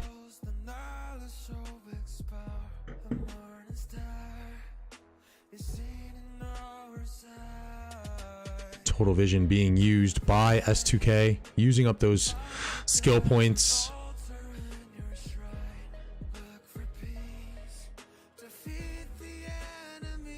And last minute and a half remaining. We're going to see the last little brawl here for the home Desert Altar of S2K, as they probably going to start recalling their provisions now. Look for the score to jump a little bit here. 3,400 point difference now. Nope. Now it's jumping all over the place. 4,500 point difference. 3,900 points worth of provisioning. That is a lot. That is really big. We've seen teams of one EE8 get as high as 4,500 points and win using that. I just think if S2K got a hold, I think the strategy's sound. It all came down to the open field, which is interesting when you talk about the format that we're playing in when everyone has the same kind of accounts. If you told me that open field was going to be a factor in regular Osiris League where it's everyone's personal accounts, I would say okay, that makes sense. But in for this Grand Prix, it's quite stunning to see the open field presence that Beer is able to put on. 10 seconds left in the match, 4,200 points worth of provisioning. Again, I think S2K really had everything here, but just not enough on those mid fights. Huge shout out to Beer, going 2-0 on the day, I think. Now, S2K falling to 1-1. And Super Luffy from S2K as the MVP. Again, winning in the occupation game, not winning any arcs is definitely what the downfall was, and just getting crushed in the field from these.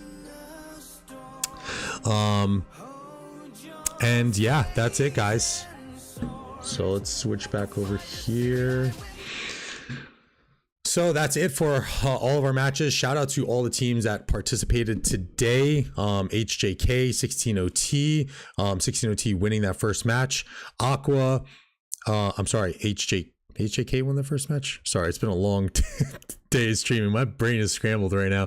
AQUA and O4BB, with O4BB taking that match, and S2K in Beer. Shout out to Beer and winning that match. Guys, again, be sure to subscribe to the channel, hit that like button, consider subscribing to all the casters' personal YouTube channels. Our links are in the description down below. Thank you again, Lilith, for allowing me to cast.